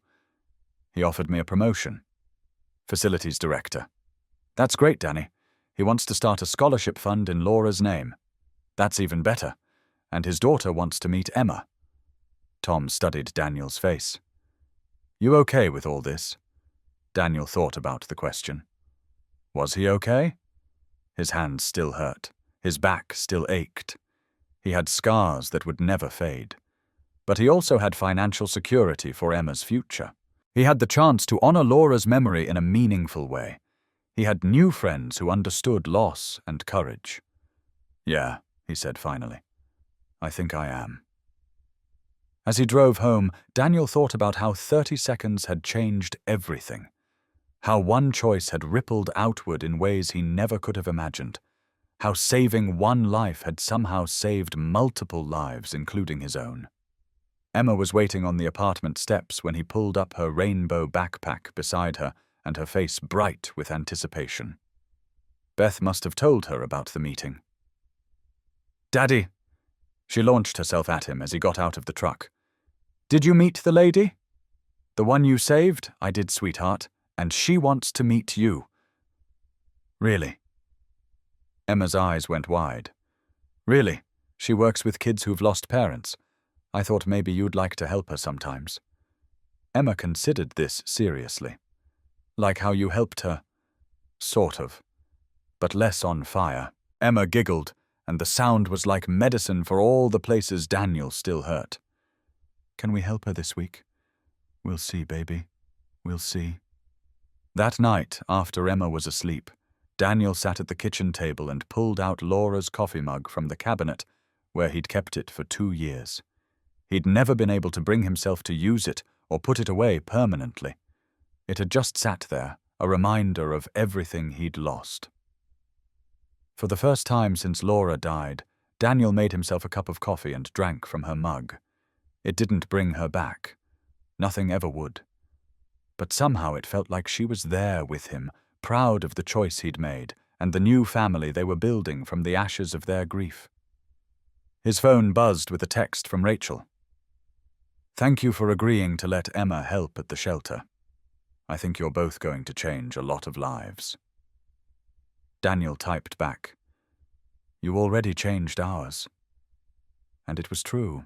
30 seconds of courage had connected them to people and purposes larger than he'd ever imagined, had turned a stranger into family, had created opportunities to heal while helping others heal.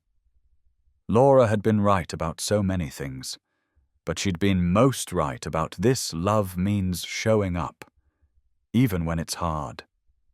Especially when it's hard.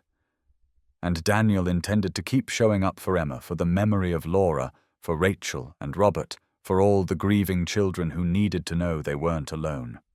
One day at a time, one choice at a time, one life touching another until the ripples spread farther than anyone could see.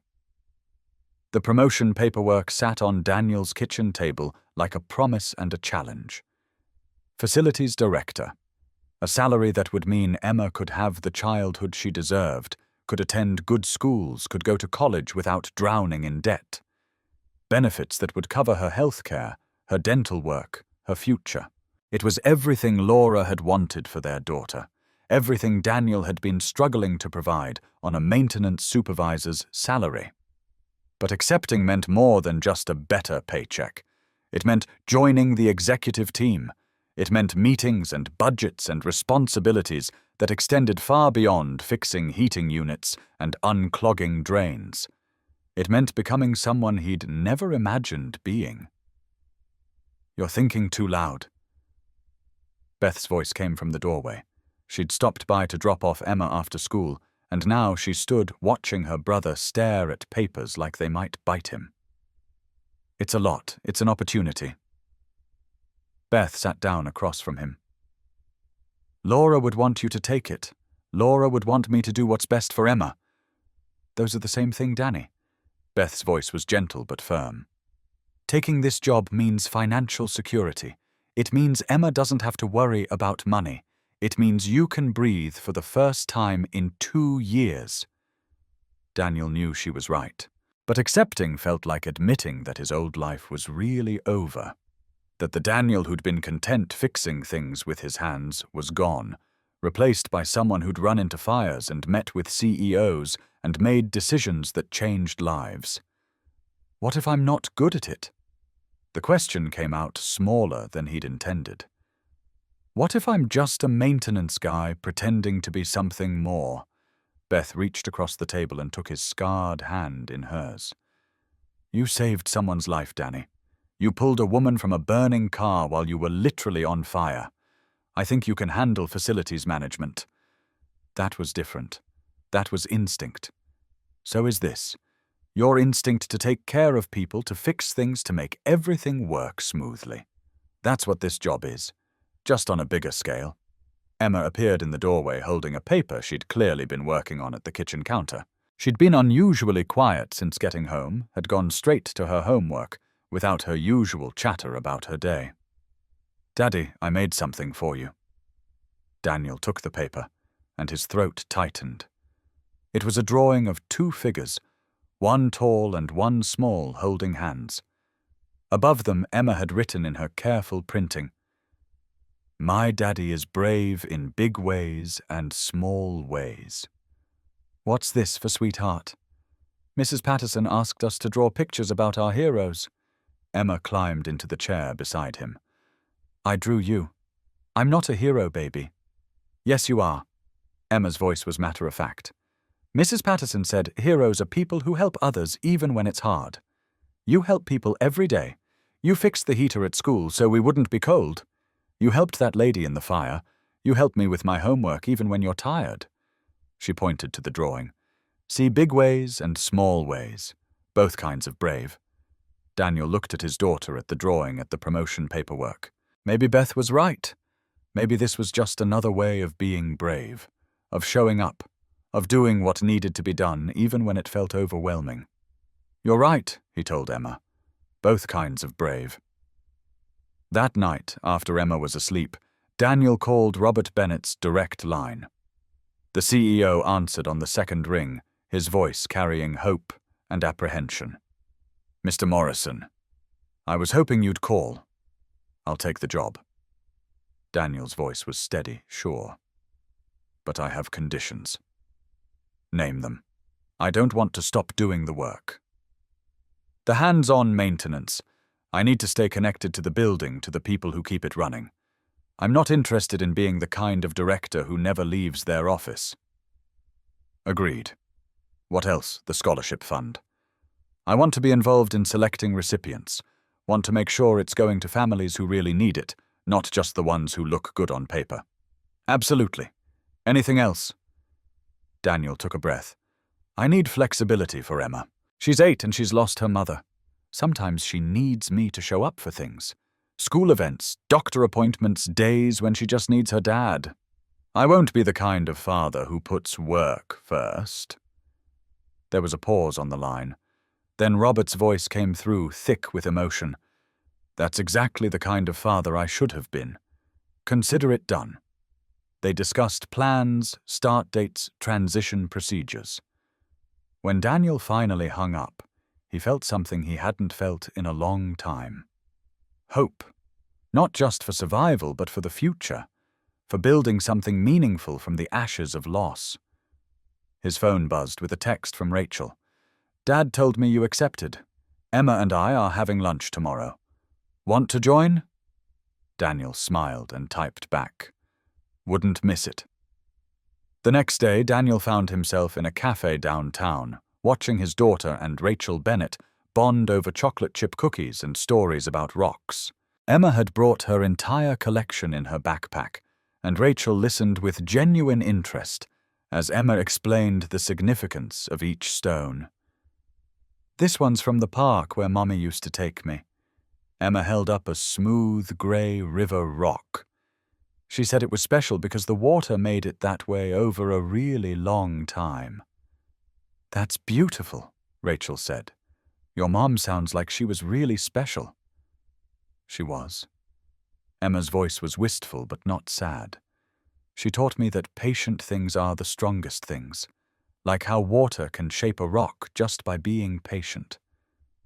Rachel met Daniel's eyes over Emma's head, and something passed between them. Understanding. Recognition. The knowledge that grief had shaped both of them, patient and persistent, into something stronger than they'd been before.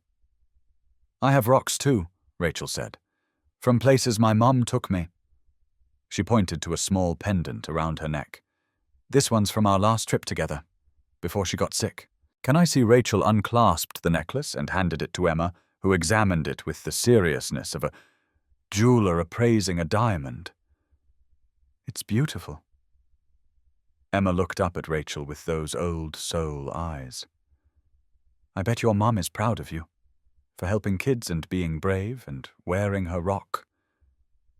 "I hope so," Rachel said softly. "She is." Emma said it with complete certainty. "Because mums don't stop loving us just because they go to heaven. They just love us from farther away." Daniel felt his eyes burning with tears.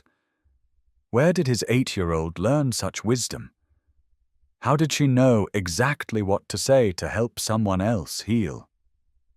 After lunch, as they walked Emma back to school, Rachel pulled Daniel aside. "She's remarkable, you know. She's everything good about Laura. None of the broken parts of me. I think she's got plenty of the good parts of you, too." Rachel's voice was gentle. The courage, the compassion, the ability to see what people need and give it to them. "She learns by example." "Exactly." Rachel smiled, "which is why I think she'd be perfect for what I wanted to propose. What's that? I want to officially invite Emma to volunteer at the children's shelter. Once a week, maybe. She's got this gift for connecting with kids, for understanding grief in a way that most adults never achieve. She's 8, and she's already lived through loss that would break some adults. That's not a bad thing, Daniel. It's given her empathy, wisdom, the ability to help others who are walking the same path." Daniel watched Emma skip ahead of them, her backpack bouncing with each step. The same rainbow backpack from that morning that felt like a lifetime ago. "Okay," he said. "But I come too, at least at first. I wouldn't have it any other way." As they reached the school, Emma turned and waved. Rachel waved back, and Daniel saw something in that exchange. The beginning of a friendship, the start of healing. The ripple effects of courage spreading outward in ways he was only beginning to understand. That night, Daniel signed the promotion paperwork. He also signed the preliminary documents for the Laura Morrison Memorial Scholarship Fund, and he added Emma's name to the volunteer roster at Bright Hope Children's Center. 3 signatures that would change their lives. 3 choices built on the foundation of one choice made in 30 seconds. Beth had been right. Laura would have wanted this, would have wanted him to build something beautiful from their tragedy, would have wanted Emma to use her grief to help others. Daniel looked at Laura's photo on the mantel, at her frozen smile and laughing eyes. "We're doing okay," he whispered to her. "Emma and me, we're going to help a lot of people. Make a difference. Honor your memory in a way that matters." The photo didn't answer, but Daniel could feel Laura's presence as clearly as if she were standing beside him. Approval, pride, permission to keep living, keep growing, keep choosing courage. Tomorrow he'd start his new job. Tomorrow Emma would take her first steps toward helping other children understand that grief was survivable. Tomorrow they'd continue building the life that Laura's death had shattered and Daniel's courage had started to rebuild. But tonight he'd allow himself to hope, to believe that sometimes the worst moments lead to unexpected blessings, that sometimes saving someone else is exactly how you save yourself, and that sometimes 30 seconds of courage can create ripples that spread farther than anyone imagined possible. Emma spent 2 hours arranging her stuffed animals on the couch in what she called a welcoming committee. Her 3 bears sat in a precise row, flanked by a threadbare rabbit and a dinosaur missing one eye. She'd picked wildflowers from the apartment complex's small garden, the kind of scraggly blooms that grew despite neglect, and arranged them in a jelly jar on the table with the careful attention of a florist preparing for a royal wedding. She'd changed her dress 3 times, finally settling on the blue one, with yellow flowers that she said matched the wildflowers, which meant everything matched, and matching was important when you were meeting someone special. Daniel watched his daughter's preparations with a mixture of amusement and tenderness. Rachel Bennett was coming to dinner, their first real time together outside of hospitals and cafes, and Emma had decided this required the full treatment. "Daddy, what if she doesn't like me?" Emma's voice was small, uncertain in a way that broke Daniel's heart. He knelt beside her, breathing in the scent of the strawberry shampoo she'd insisted on using twice to make sure her hair was extra clean. "Baby, she's going to love you. But what if she thinks I'm weird for saving rocks? Then she'd be wrong. And I don't think Rachel's the kind of person who thinks rocks are weird." The doorbell rang, and Emma froze. Then she was behind Daniel's legs, her small body pressed against him like she could disappear into his shadow. Daniel opened the door to find Rachel standing there, balancing on a cane, her left arm still in a cast. She held a paper bag in her good hand, and her smile was nervous in a way that made Daniel realize she was just as anxious about this dinner as Emma was. "Hi," Rachel said. "I brought supplies." She lifted the bag slightly. "I heard someone here likes to color." From behind Daniel's jeans, a small voice asked, "What kind of supplies?" Rachel's smile widened. "The good kind." She lowered herself carefully to sit on the floor right there in the doorway, not even waiting to be invited in. Daniel stepped aside, watching as Rachel pulled items from her bag. Markers in every color imaginable, construction paper, glitter glue that Emma had been begging for, and a book about female scientists with a bright cover and illustrations that practically glowed. "Is that about Marie Curie?" Emma peeked out from behind Daniel's legs. "It is." "You know her?" "Daddy read me about her. She discovered radiation and won the Nobel Prize twice, and she was really brave even when people said girls couldn't be scientists." Rachel's eyes met Daniel's over Emma's head, and something passed between them. Understanding. Recognition. The acknowledgement that sometimes the bravest thing you can do is let someone new into your carefully protected world. "Well," Rachel said, opening the book, "I think brave girls who believe in science deserve to hear more stories about brave women who changed the world." Emma stepped out from behind Daniel's legs, her curiosity overwhelming her shyness. "Can I show you my rock collection first?" "Absolutely." Daniel watched his daughter take this stranger's hand, this woman he'd pulled from fire and smoke and certain death, and led her into the small living room where Laura's pictures still hung on every wall. Watched Rachel pause at each photo, studying them with respectful attention rather than uncomfortable avoidance. "She was beautiful," Rachel said softly, looking at a picture of Laura, laughing at the beach, her hair wild in the wind, her smile unguarded and genuine. She was Daniel confirmed. She would have liked you. "How do you know? Because you're sitting on our floor after driving across town with a broken arm just to color with an 8-year-old. That's exactly the kind of person she would have loved. The apartment was small, the furniture was second-hand, and the carpet was stained from 100 Emma-related accidents over the years. Markers scattered across the coffee table. Glitter glue made its way onto surfaces it probably shouldn't have, and laughter-filled rooms that had been too quiet for too long. Emma showed Rachel each rock in her collection, explaining their origins with the seriousness of a museum curator. "This one's from when we went camping before Mommy got sick. This one's from her favorite park. This one's just from the parking lot, but it's shaped like a heart, so it's special." Rachel listened to each story, asked questions, treated Emma's collection like it was the most important thing in the world. And maybe Daniel thought, watching them together, maybe it was. Because these rocks were Emma's way of holding on to memories. of keeping her mother close. You know what Rachel said, pulling something from her pocket? I have a special rock, too.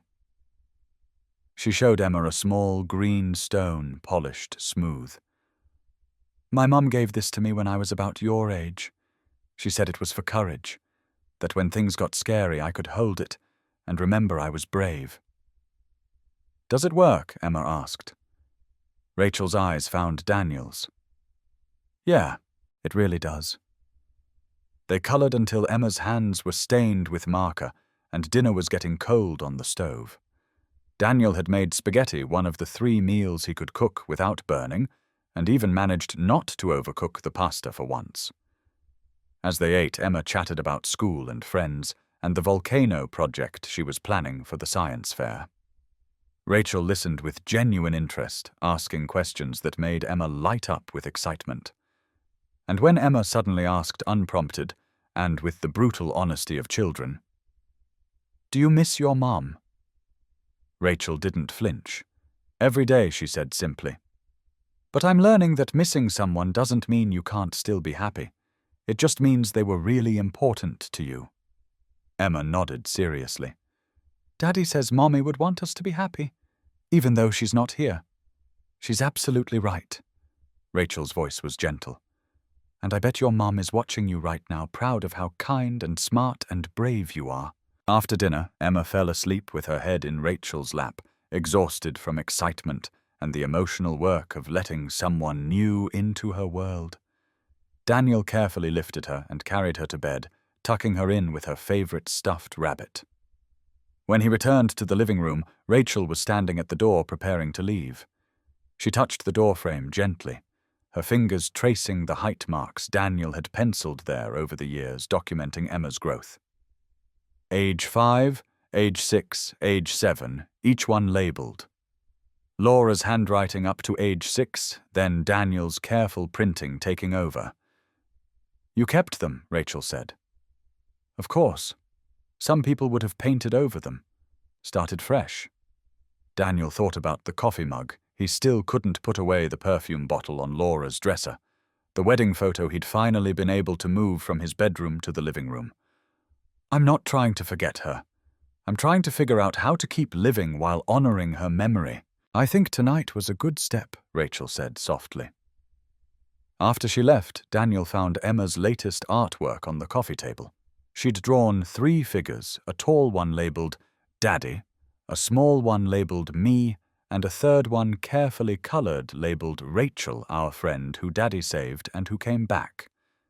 At the bottom, in Emma's careful printing, We are growing our family. Daniel traced the words with his still healing fingers and felt Laura's presence as clearly as if she were standing beside him, her hand on his shoulder, her voice in his ear, saying what she'd always said. Love grows. It doesn't replace. It just keeps expanding to hold more and more light. Not replacing, he whispered to her photo on the wall. Just growing. The picture of Laura seemed to smile her frozen moment of joy, giving him permission to keep finding his own. 3 weeks after the accident, Rachel sat in her childhood bedroom at her father's estate, staring at the wheelchair in the corner. Temporary, the doctors had said. A few more weeks, and she'd be walking normally again. But right now, that chair represented everything she hated. Helplessness, dependence, vulnerability. Her phone buzzed on the nightstand.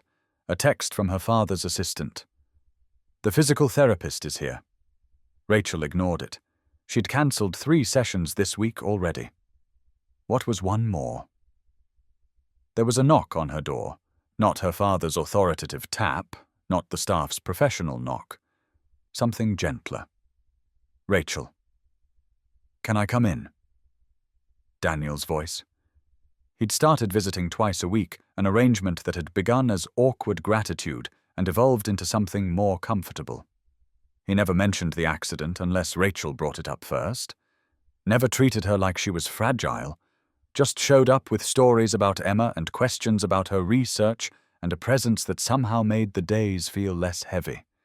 It's open. Daniel entered, moving carefully, his hand still wrapped in light bandages. Rachel noticed he was getting better at gripping things, his fingers working more smoothly than they had even last week. "Your dad said you cancelled PT again." "I'm tired." Rachel's voice was flat, lifeless, in a way she barely recognized as her own. Daniel studied her for a moment, then did something unexpected. He sat down on the floor beside her bed, his back against the wall, and started unwrapping the bandage from one of his hands. "Want to see something ugly?" Rachel hesitated, then looked. His palm was a map of scars, pink and white, and still healing. The skin looked tight, uncomfortable. 3 of his fingers bent at slightly wrong angles, like they'd been broken and reset, but hadn't quite remembered their original positions. "The therapist says I'll never play piano again," Daniel said conversationally. "Not that I could before, but you know, the option's gone now. Can't grip a wrench the same way either. Took me 20 minutes to button my shirt this morning. Had to get Emma to help me with my shoelaces yesterday, because my fingers just stopped working halfway through." "Why are you showing me this?" "Because you're sitting in here feeling sorry for yourself, and I need you to know that's okay." His voice was gentle but firm, carrying an authority earned through experience rather than position. "You almost died, Rachel. You're allowed to be scared and angry and tired. You're allowed to hide in your room and cancel PT and feel like the world is unfair." "I'm not scared." The words came out sharp, defensive. "I'm furious." Rachel's voice cracked. "I'm furious that I don't remember most of it. Furious that you have these scars because of me. Furious that every time I close my eyes I smell smoke and gasoline, and I can't even remember if I thanked you properly. Furious that I'm sitting here in this chair when I should be at the shelter helping kids who actually need me." "You did thank me. Right before the paramedics came. I was unconscious. You still did it." Daniel smiled slightly.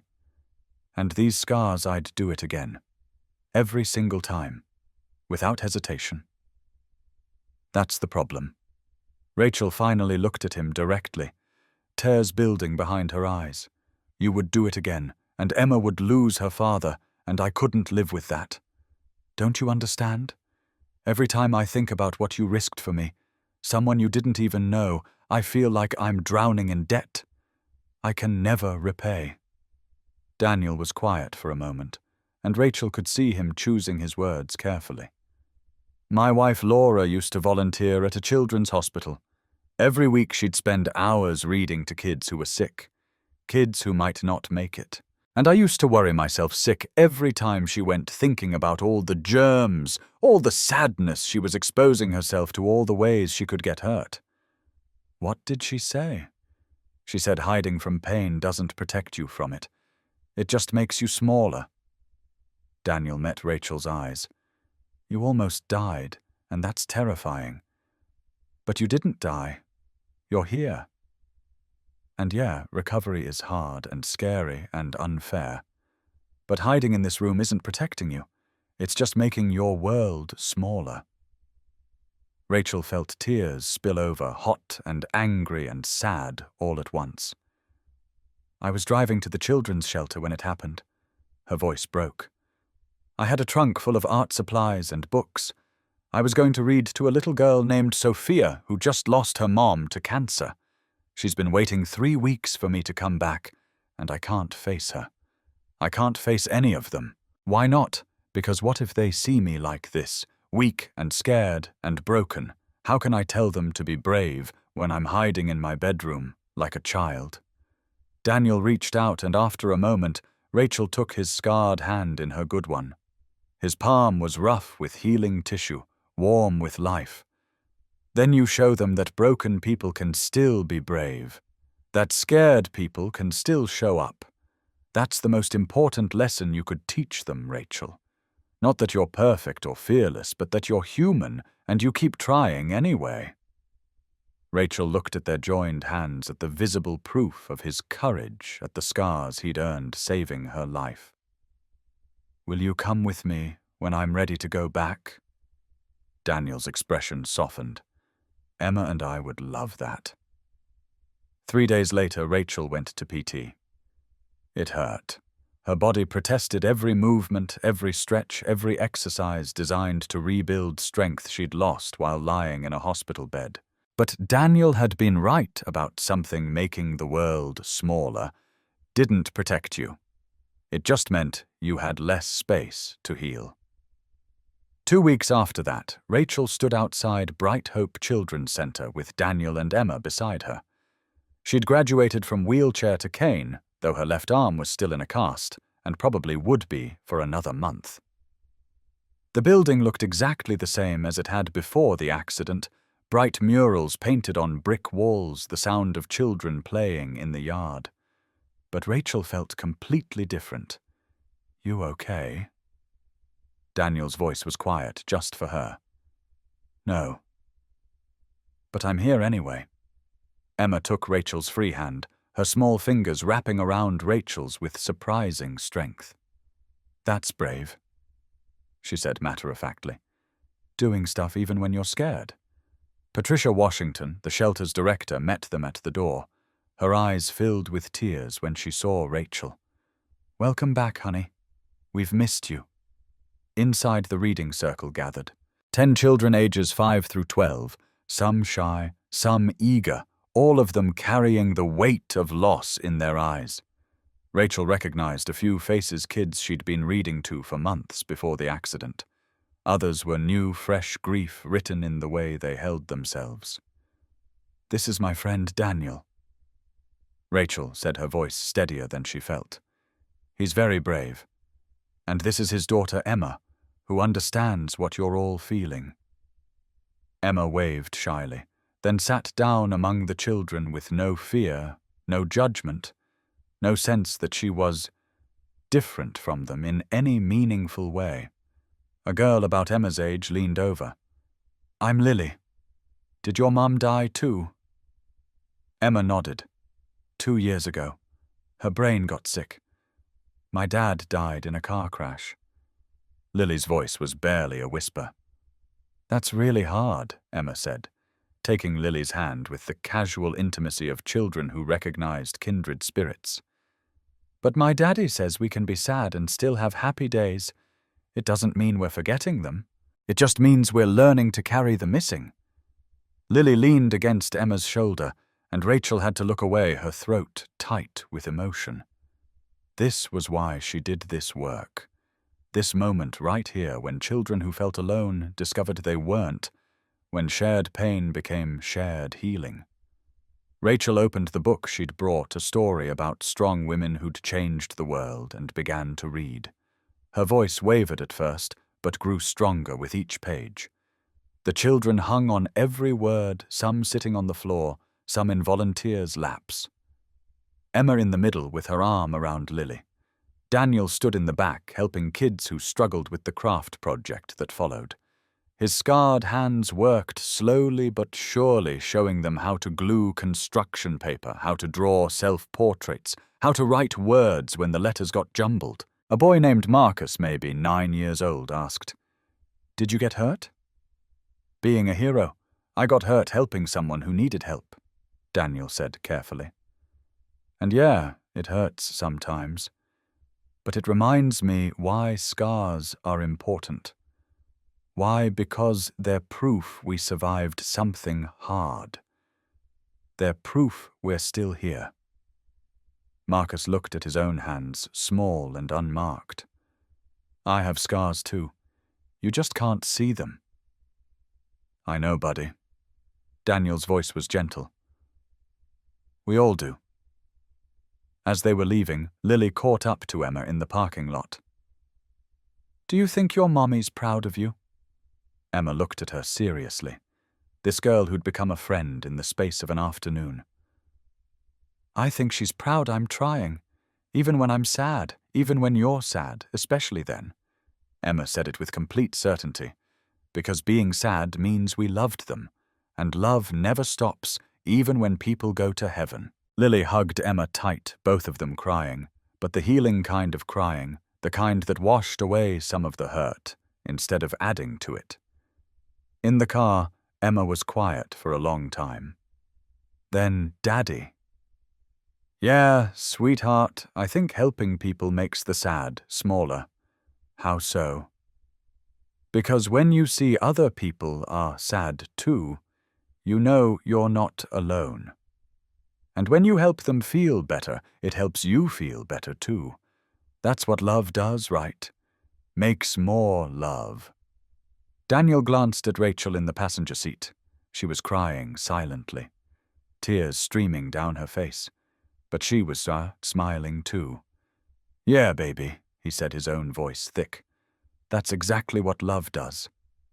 That night, Emma drew a picture of the reading circle. All the kids holding hands with a rainbow over them. The caption read, "We help each other heal." Daniel taped it to the wall next to Laura's photo, next to the height marks, next to all the other evidence that their small family was growing in ways he'd never anticipated. Rachel texted him later. "Thank you for today, for making me go, for reminding me why this matters." He typed back, "Thank you for teaching Emma that broken doesn't mean beyond repair." Because that was the truth. They were all learning, wasn't it? That courage looked like showing up even when you were terrified. That healing happened in community, not isolation. That sometimes the people we save end up saving us right back. And that love, real love, didn't make you smaller or demand perfection. It just kept expanding, creating space for more light, more hope, more connection than you ever thought possible. 2 months after the accident, Robert Bennett invited Daniel to his office. Not for business he'd specified over the phone. For coffee. Man to man. Daniel arrived to find not the imposing CEO in the tailored suit, but a father in shirt sleeves with photos spread across his desk. Robert looked older without the armor of executive presentation, more vulnerable, more human. "My wife, Margaret," Robert said, gesturing to the pictures. One showed a beautiful woman with Rachel's eyes laughing at the camera. Another showed her with teenage Rachel, both of them at the beach, arms around each other. She died when Rachel was 15. Pancreatic cancer. 6 months from diagnosis to... He couldn't finish the sentence. Daniel understood. Some endings were too hard to say out loud. "I'm sorry." Robert looked up and Daniel could see the weight of a decade of grief in his eyes. "I threw myself into work. Told myself I was doing it for Rachel to secure her future, to make sure she'd never want for anything." His laugh was bitter, self-aware. What I was really doing was running from grief. And Rachel grew up with a father who was physically present, but emotionally absent. He opened a drawer and pulled out a flask, poured coffee from a French press that sat on a side table, then seemed to think better of it, and added a splash of whiskey to his own cup. Daniel shook his head when offered the bottle. "The morning of Rachel's accident, we'd had a fight." Robert's voice was steady, but Daniel could hear the pain underneath. "I told her she was wasting her education on charity work with children, that she should be focusing on the family business, learning to take over when I retire, that helping grieving kids wasn't a career, it was a hobby." Robert met Daniel's eyes directly. "She left angry. And then I got the call that she'd been in an accident. For 10 minutes while I drove to the hospital, I thought I'd lost her. 10 minutes of imagining a world without my daughter in it. 10 minutes of regretting every harsh word, every missed dinner, every time I'd prioritized a meeting over her life." Daniel thought about his own last words to Emma that morning before the accident. "Love you to the moon." Thank God they'd been words of love. Thank God that if the worst had happened, Emma would have known. 10 minutes of bargaining with whatever higher power might be listening. Robert continued, "Promising I'd be a better father if I just got another chance. Promising I'd tell her I was proud that I was wrong, that her work mattered more than any quarterly earnings report." He took a long drink of his coffee. "You gave me that chance, Daniel. You gave me the opportunity to keep those promises. I just did what needed doing." "No." Robert's voice was firm. "You did what most people wouldn't have. You risked leaving your daughter an orphan to save a stranger. That's not just doing what needs doing. That's courage. That's the kind of sacrifice most people can't even imagine making. Daniel thought about Emma feeding him applesauce in the hospital, about her wise, beyond her years observation that both kinds of brave mattered. Maybe Robert was right. Maybe it had been extraordinary, but it had also been necessary. "Why are you telling me this?" Daniel asked.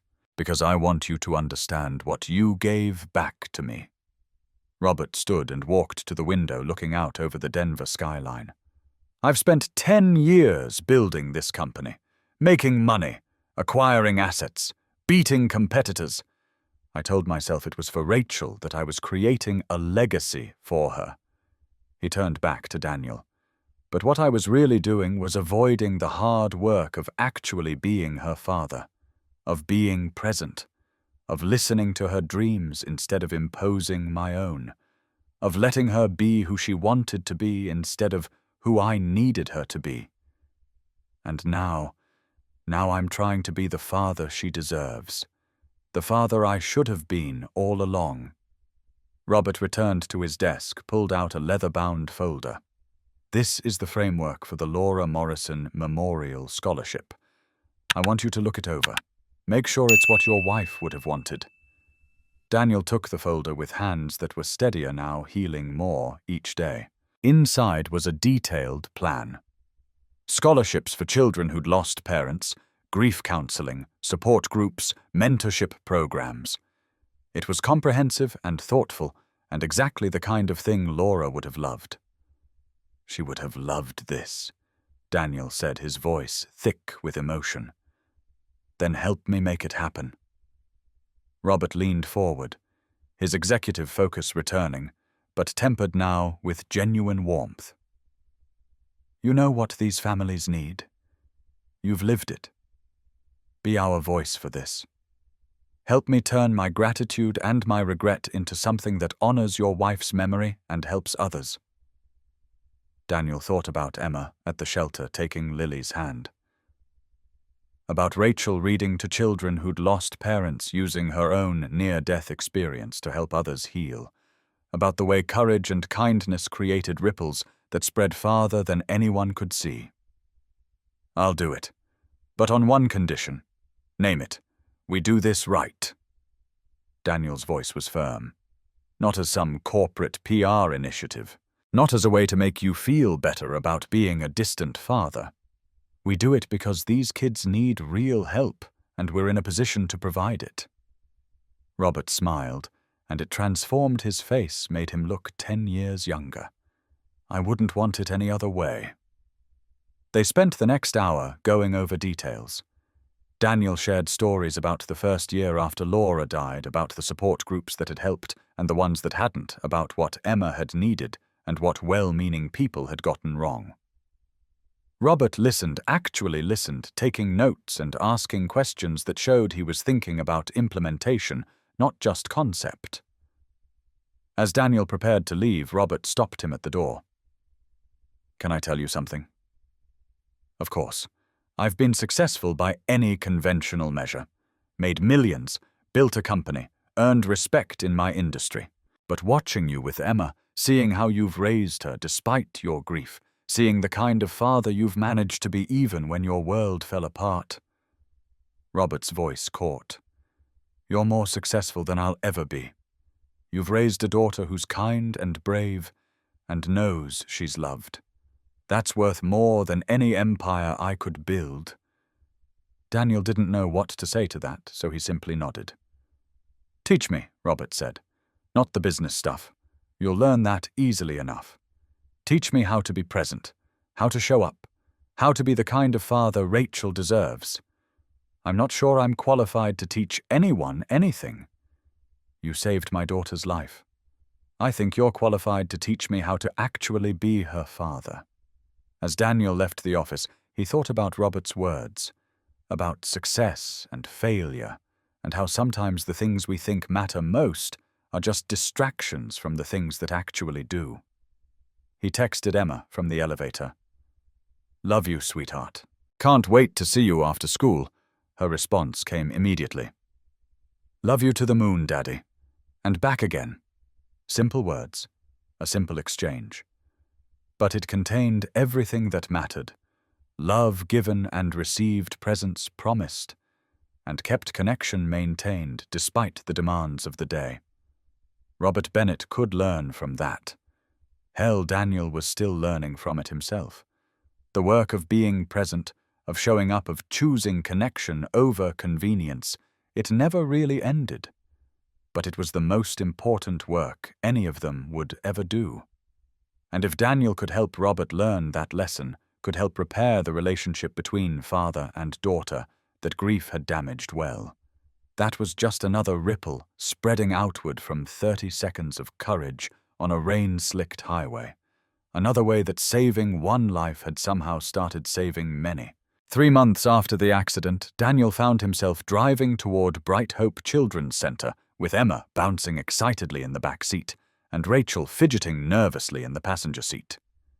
This wasn't their first visit. Rachel had returned several times since that initial emotional homecoming, but it was the first time Emma would be officially volunteering rather than just accompanying her father. Rachel, what are the kids like? Emma leaned forward against her seatbelt, her face bright with anticipation. They're brave, Rachel said, turning in her seat to look at Emma. Like you. They're dealing with really hard things, but they keep showing up. Keep trying. Keep hoping.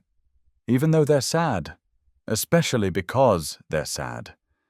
Being sad takes courage, too. Emma absorbed this, her expression thoughtful. I was really sad when Mommy died. Did that make me brave? The bravest, Rachel said firmly. And that's why I think you're going to be amazing at this. The center sat on a quiet street in a neighborhood that had seen better days but was slowly recovering. The building itself was old brick, probably a school once, with bright murals painted by volunteers covering the worn exterior. Children's laughter drifted from the playground in back, a sound that seemed almost miraculous given the grief these kids carried. Patricia Washington met them at the door, her warm smile welcoming and genuine. Rachel. And you must be the famous Emma. Patricia knelt down to Emma's level. Your dad told me you're going to help us today, if that's okay. Emma's confidence wavered slightly in the face of this new situation. It's more than okay. It's wonderful. Patricia stood and led them inside. We have about 15 kids here today, ages 5 to 13. All of them have lost at least one parent. Some have lost both and are being raised by grandparents or other family. They're good kids, but they're hurting. Be patient with them. Be honest. And most importantly, be yourself. The main room had been transformed since Daniel's last visit. New bookshelves lined one wall, donated by Paramount Technologies. Comfortable seating areas invited quiet reading. An art corner overflowed with supplies. Everything designed to create a space where grieving children could just be children for a few hours.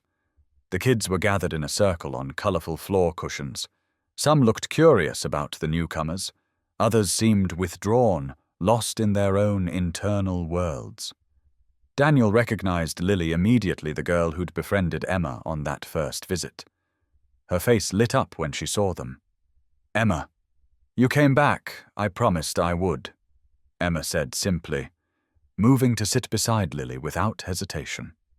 She pulled her backpack off and started unpacking items she'd brought: her rock collection, a photo album, some of her favorite books. Daniel watched his daughter with a mixture of pride and amazement. She had no training in grief counseling, no expertise in child psychology. She was just an 8-year-old who'd survived something terrible and was willing to share that survival with others. Rachel settled into the reading chair at the front of the circle. Today I brought a story about brave people who faced really hard things. But before we start, does anyone want to share something? Something good that happened this week, or something hard you're dealing with, or just anything you want to talk about? A small boy, maybe 6 years old, raised his hand. I had a good dream about my mama. She was smiling at me. That's beautiful, Marcus. Rachel's voice was gentle. Those dreams are gifts, aren't they? Another child. A girl about 10 spoke up. I got mad at my teacher because she said to make Mother's Day cards, and I don't have a mother anymore, and it made me really angry. That makes sense, Rachel said. Did you tell your teacher how you felt? No. I just went to the bathroom and cried. Emma raised her hand. Rachel nodded at her. At my school, I told my teacher about my mom dying. And now when they do stuff for Mother's Day, she lets me make cards for my dad instead. Or for my mom in heaven. Maybe you could tell your teacher that you need something different. The girl looked at Emma with something like hope in her eyes. You think that would work? It worked for me, Emma said. Teachers want to help. Sometimes they just don't know how. Daniel felt his chest tighten. When had his daughter learned to articulate these things? When had she developed this wisdom about navigating grief in a world that wasn't always equipped to handle it? Rachel read her story, her voice strong and clear. The children listened raptly, occasionally asking questions or making observations. After the story, they broke into smaller groups for activities. Emma gravitated to the art corner with Lily and 2 other girls. Daniel found himself helping a 13-year-old boy named Jordan with a woodworking project. The kid was building a small box, struggling with the corners. Here, let me show you. Daniel demonstrated his scarred hands, moving slowly but surely. You want to measure twice, cut once. And don't worry if it's not perfect. Perfect is boring anyway. How'd you get those scars? Jordan asked, the blunt curiosity of teenagers who hadn't yet learned to dance around difficult questions. Pulled someone out of a burning car. Got hurt in the process. Jordan studied him. Was it worth it? Daniel thought about Rachel, about Emma volunteering at this shelter, about the scholarship fund, and all the ripples spreading outward from that one choice. Yeah, it was worth it. Even though you got hurt, especially because I got hurt. Daniel met the boy's eyes. Because now my daughter knows that helping people matters more than staying safe. And that's a lesson worth some scars. Jordan was quiet for a moment, then went back to work on his box with renewed focus. Across the room, Emma and Lily were deep in conversation, their heads bent together over a shared piece of paper. Daniel couldn't hear what they were saying, but he could see Emma's hand taking Lily's, could see the way both girls leaned into each other, finding comfort in shared experience. Later, Patricia pulled Daniel aside. That daughter of yours is something special. She gets it from her mother. She gets it from both of you, Patricia corrected gently. Do you know what she did today? What? There's a boy here, Tommy, who hasn't spoken since his father died 3 months ago. Completely nonverbal. His therapist thinks it's selective mutism triggered by trauma. Emma sat down next to him during art time and just started talking. About rocks. About her mother. About being sad. And you know what Tommy did? Daniel shook his head. He picked up a crayon and started drawing. First time he's engaged with any activity in weeks. Patricia's eyes were bright with tears. Your daughter has a gift, Daniel. She doesn't try to fix anyone. She just sits with them in their pain. That's rare, even in trained therapists. As they prepared to leave, Lily caught up to Emma in the parking lot. Will you come back? Every week, Emma promised. If my dad says it's okay. It's okay, Daniel said immediately. Lily hugged Emma fiercely. Thank you for being my friend, for understanding. That's what friends do, Emma said simply. In the car, Emma was quiet for a long time. Rachel had ridden with Patricia to discuss expanding the program, so it was just father and daughter in the comfortable silence they'd perfected over 2 years of navigating grief together. Daddy Emma's voice was small. Yeah, sweetheart. Is it okay that I feel happy here? Even though all those kids are so sad. Daniel glanced at her in the rearview mirror. Why wouldn't it be okay? Because... Emma struggled with the words. Because I'm happy I can help them and Mommy can't help anymore because she's in heaven. Does that mean I'm replacing her? Oh, baby. Daniel pulled into a parking lot so he could turn around and look at her properly. You're not replacing Mommy. You're honoring her. By being the kind of person she raised you to be. By helping others the way she always helped others. You think she'd be proud? I know she would be. Emma nodded, satisfied. Then I want to keep doing it. Coming here. Helping. Making the sad smaller for other kids like me. Daniel felt tears prick his eyes. Me too. Sweetheart, me too. That night, Emma drew another picture. This one showed the reading circle at the shelter, all the children holding hands with the sun shining above them. The caption read, "Sometimes the best way to heal is to help someone else heal." Daniel taped it to the growing gallery on their wall, next to Laura's photo, next to all the other evidence that pain didn't have to be the end of the story. That sometimes the worst things led to the best things.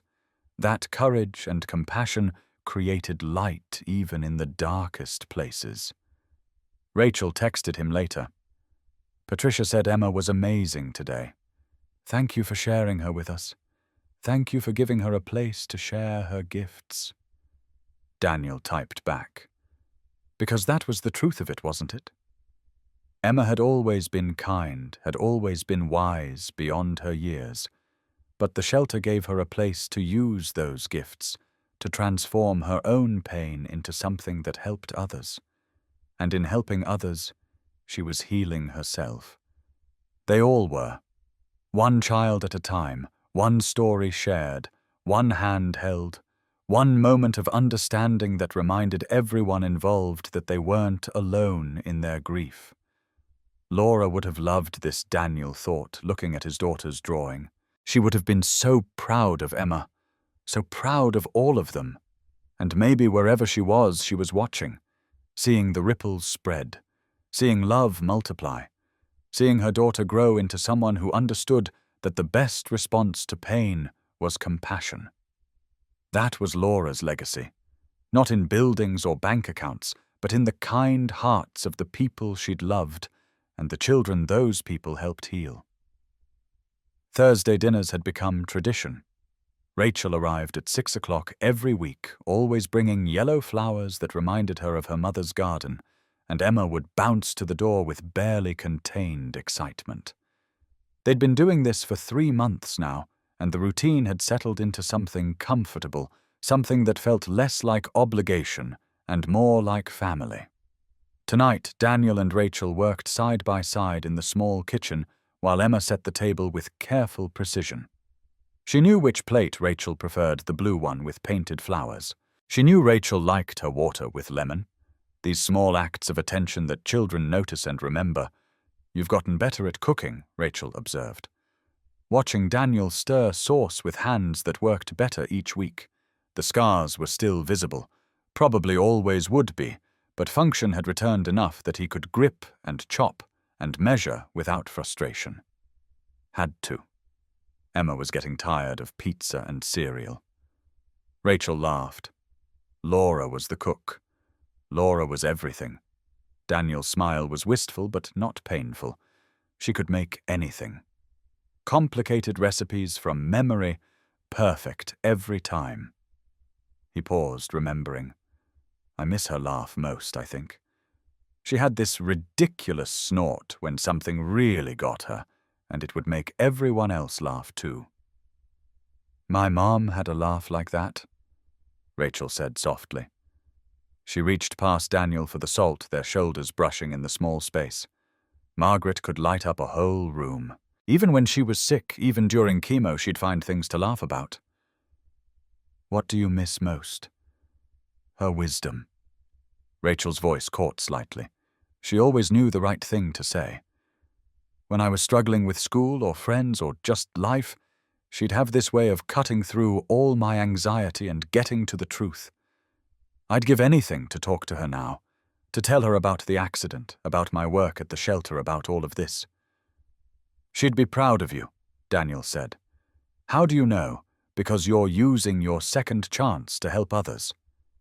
That's what parents dream their kids will do.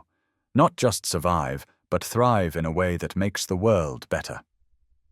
They carried food to the table where Emma was arranging napkins in elaborate fans she'd seen in a YouTube video. Everything had to be perfect, had to be special, because this was their family dinner. And family dinners mattered.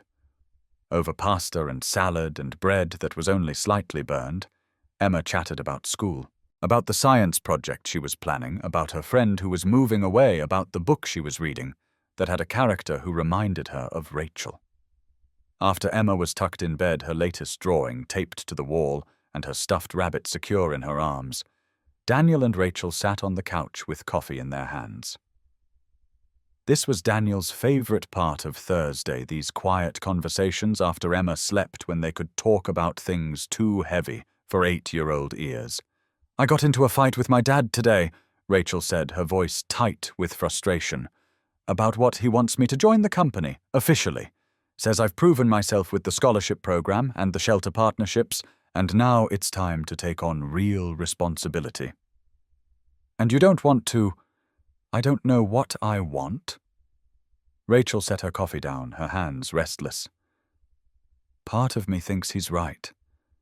That I could do more good with institutional resources behind me. But another part feels like I'd be giving up the work I actually care about for the work he thinks I should care about." Daniel thought about his own transition from maintenance supervisor to facilities director, about how terrified he'd been that accepting the promotion would somehow mean betraying who he was. "What does your gut say?" "My gut says I'm scared. Scared of disappointing him again. Scared of choosing wrong. Scared of waking up in 10 years and realizing I've built a life I don't actually want." "That's a lot of scared." Rachel laughed, but it came out shaky. "You know what the therapist I'm seeing said? She said I'm still processing the trauma of the accident, that near-death experiences can make you question everything about your life, about your choices, about who you want to be." "Is she right?" "Probably."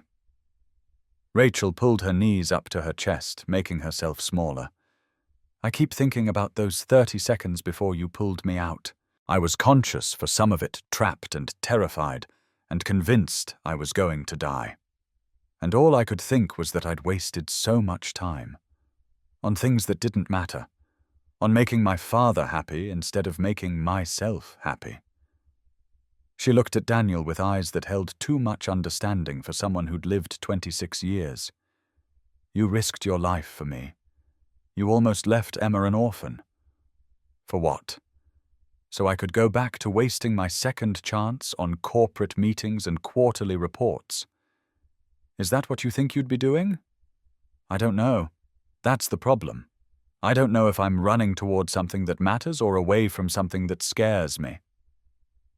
Daniel thought about Laura, about the conversations they'd had about purpose and meaning, about building a life versus just living one.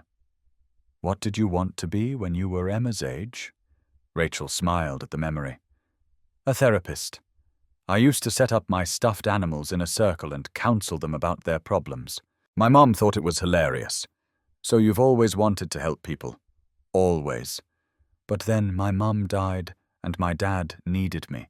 And somewhere along the way, helping people became about making him happy instead of following my own path." "Maybe it can be both," Daniel suggested. "Maybe you don't have to choose between your father's approval and your own purpose. Maybe there's a way to do meaningful work within the company structure. You think so? I think you're smart enough to figure it out.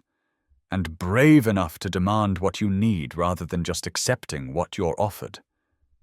Rachel was quiet for a long moment. Then, "How did you know that helping me was the right choice? Even though it meant risking Emma's future?" "I didn't know." Daniel's honesty felt important. "I just knew I couldn't live with myself if I drove past. Couldn't look Emma in the eye and tell her to be brave if I wasn't willing to be brave myself. Even if being brave meant she might lose you. Even then. Because teaching her to choose right over easy seemed more important than teaching her to choose safety over conscience. Rachel's eyes filled with tears. You gave me my life back, and I'm still trying to figure out what to do with it. You're doing it, Daniel said firmly. Every Thursday you come here and have dinner with us. Every week you show up at the shelter and read to kids who need to see that broken adults can still be whole. Every day you choose to keep living instead of just surviving. That's what you do with a second chance. You live it. They sat in comfortable silence, the kind that only develops between people who've earned each other's trust. Daniel thought about how strange it was, this friendship that had grown from trauma. How Rachel had gone from stranger to family in the space of a few months. Can I tell you something? Rachel asked. Anything. I was so lost before the accident. Had everything felt nothing, going through the motions of life without actually living. She paused, gathering courage. Then I woke up in that hospital and learned a stranger had risked everything for me, and it broke something open. Made me realize I'd been wasting my life, playing it safe, never taking risks because I was so afraid of disappointing my father or failing or just being human. And now I'm terrified. But I'm also alive in a way I wasn't before. Like the accident burned away all the parts of me that were just performing, and what's left is rawer but more real. Daniel understood exactly what she meant. That's how I felt after Laura died. Like grief stripped away everything superficial and left only what actually mattered. Is that why we work? Rachel's voice was quiet. Why we understand each other, because we both know what it's like to be broken and have to figure out how to rebuild, maybe. Or maybe some people are just meant to be in each other's lives, meant to help each other heal, meant to remind each other that broken doesn't mean beyond repair. The sound of small feet on the hallway floor interrupted them. Emma appeared in her pajamas, dragging her rabbit behind her, sleep-tousled and adorable. Can't sleep. Had a dream, Emma said, climbing onto the couch between them. Not a bad one. A good one. About Mummy. Yeah, Daniel pulled her close. What was she doing?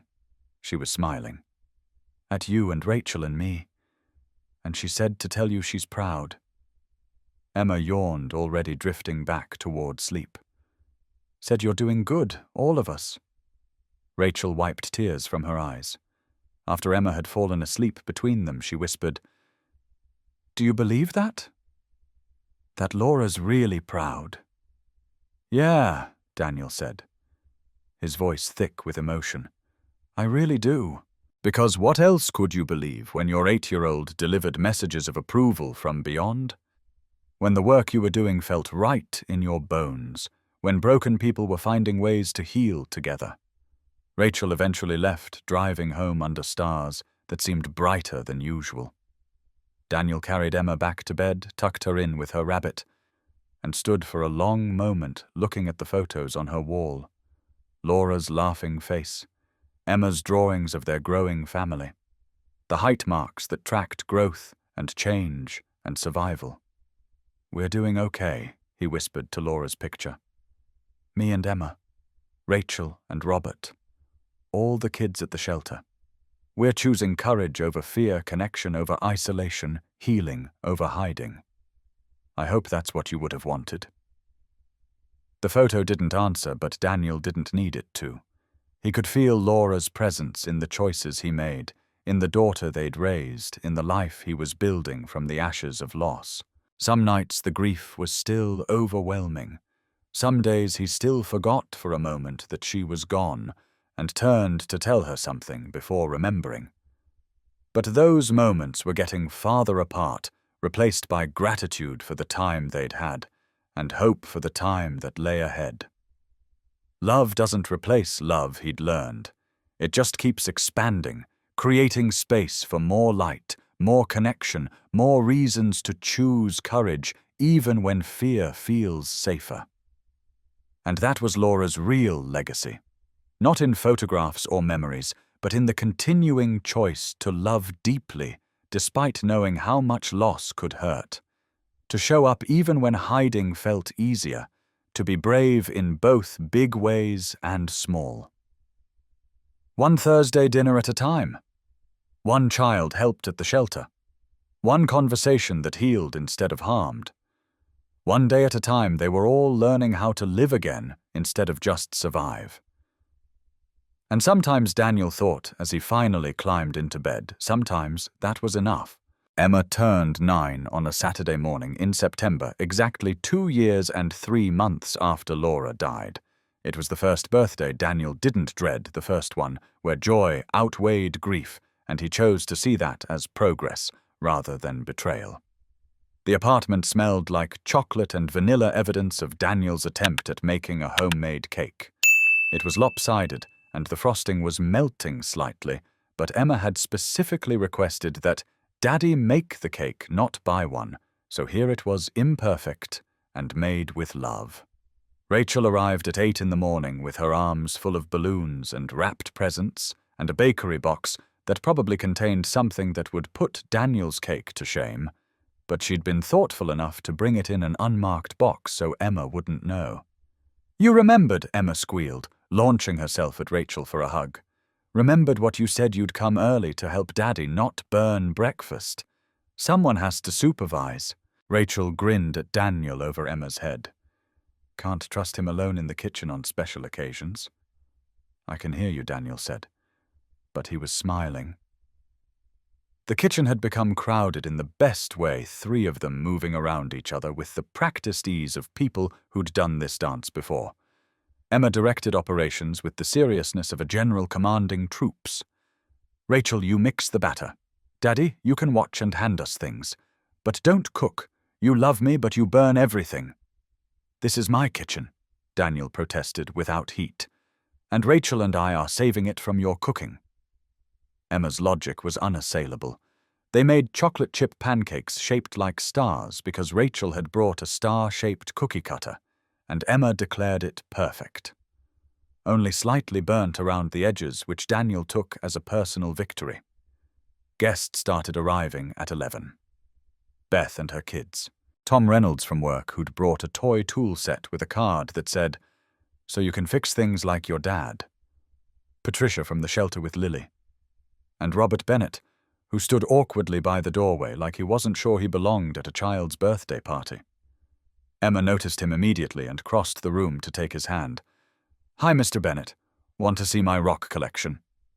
Robert looked startled, then pleased. "I would love to see your rock collection." She led him to her room, this CEO who commanded boardrooms and negotiated million-dollar deals, and showed him rocks she'd collected from parking lots and parks and beaches, told him the story of each one with the seriousness they deserved. "This one's from the park where Mommy used to take me. This one's from the beach last summer with Daddy. This one Rachel gave me. She says it's for courage." Robert picked up the courage stone, turning it over in his hand. "Rachel told me about you. Said you're very brave. Well, I learned from the best." Emma pointed to Laura's photo on her nightstand. "That's my mummy. And that's my daddy. And now I have Rachel too, so I'm learning from 3 best people." "You're very lucky." "I know," Emma said simply. "Then, are you lonely?" "Mr. Bennett?" The question caught Robert off guard. "Why do you ask?" "Because sometimes you look sad, like you're missing someone." "Is it Rachel's mom?" Robert's eyes filled with tears. "Yes, I miss her very much." "Me too."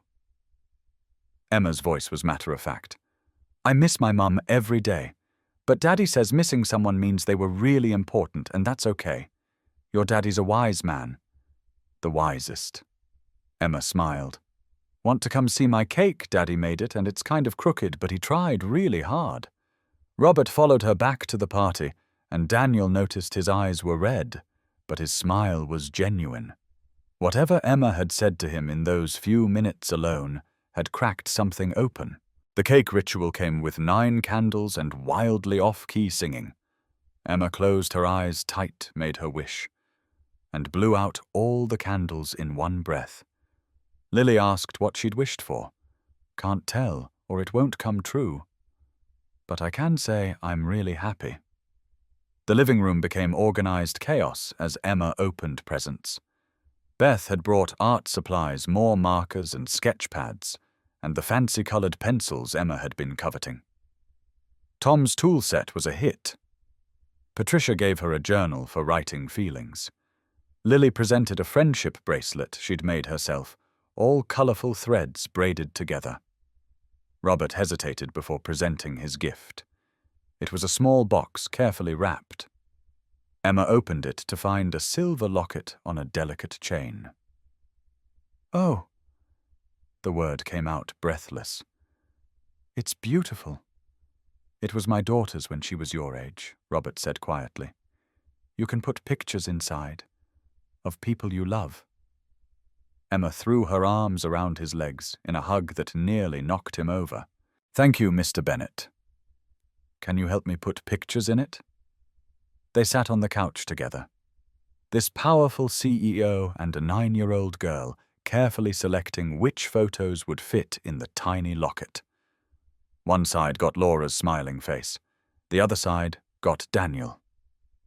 "Now they're both close to my heart," Emma explained, snapping the locket shut with satisfaction. Daniel watched Robert's face transform, watched years of emotional distance begin to crack under the force of a child's uncomplicated affection. When Robert looked up, his eyes met Daniel's across the room, and Daniel saw gratitude and understanding and something like peace. Rachel's gift came last. Another book, but this one was blank. Empty pages. Emma asked, puzzled. "It's for us to write our story," Rachel explained. "Every week at the shelter we can write about the kids we help, the things we learn. So someday you can look back and remember how strong you were, how much you helped others." Emma hugged the book to her chest. Best present ever. After the party wound down and most guests had left, Daniel found himself standing in the kitchen with Rachel and Robert watching through the doorway as Emma showed Lily her new locket. "She's remarkable," Robert said quietly. "Your daughter. She gets it from Laura. She gets it from both of you," Rachel corrected. "She's learned compassion from watching you be compassionate, learned courage from watching you be brave, learned that helping others matters more than staying safe." Robert cleared his throat, emotion thick in his voice. "I wanted to thank you, Daniel, for today, for letting me be part of this. I haven't been to a child's birthday party since Rachel was 12. I'd forgotten what it felt like." "You're welcome here any time," Daniel said, and meant it. After Robert left, after Beth had taken her tired kids home, after Lily's grandmother had picked her up, it was just Daniel, Emma and Rachel sitting among the wrapping paper and empty cake plates and evidence of a day well celebrated. "Best birthday ever?" Daniel asked Emma. "Best birthday since Mommy was alive," Emma said honestly. "Then is it okay that I'm happy? Even though Mommy's not here?" Rachel knelt down to Emma's level. "Can I tell you something your dad told me once?" Emma nodded. "Being happy doesn't mean you've forgotten someone. It means they loved you enough to want you to be happy even when they're gone. Your mom wouldn't want you to stop celebrating. She'd want you to have the best birthday ever every year because she loved you that much. You think so. I know so."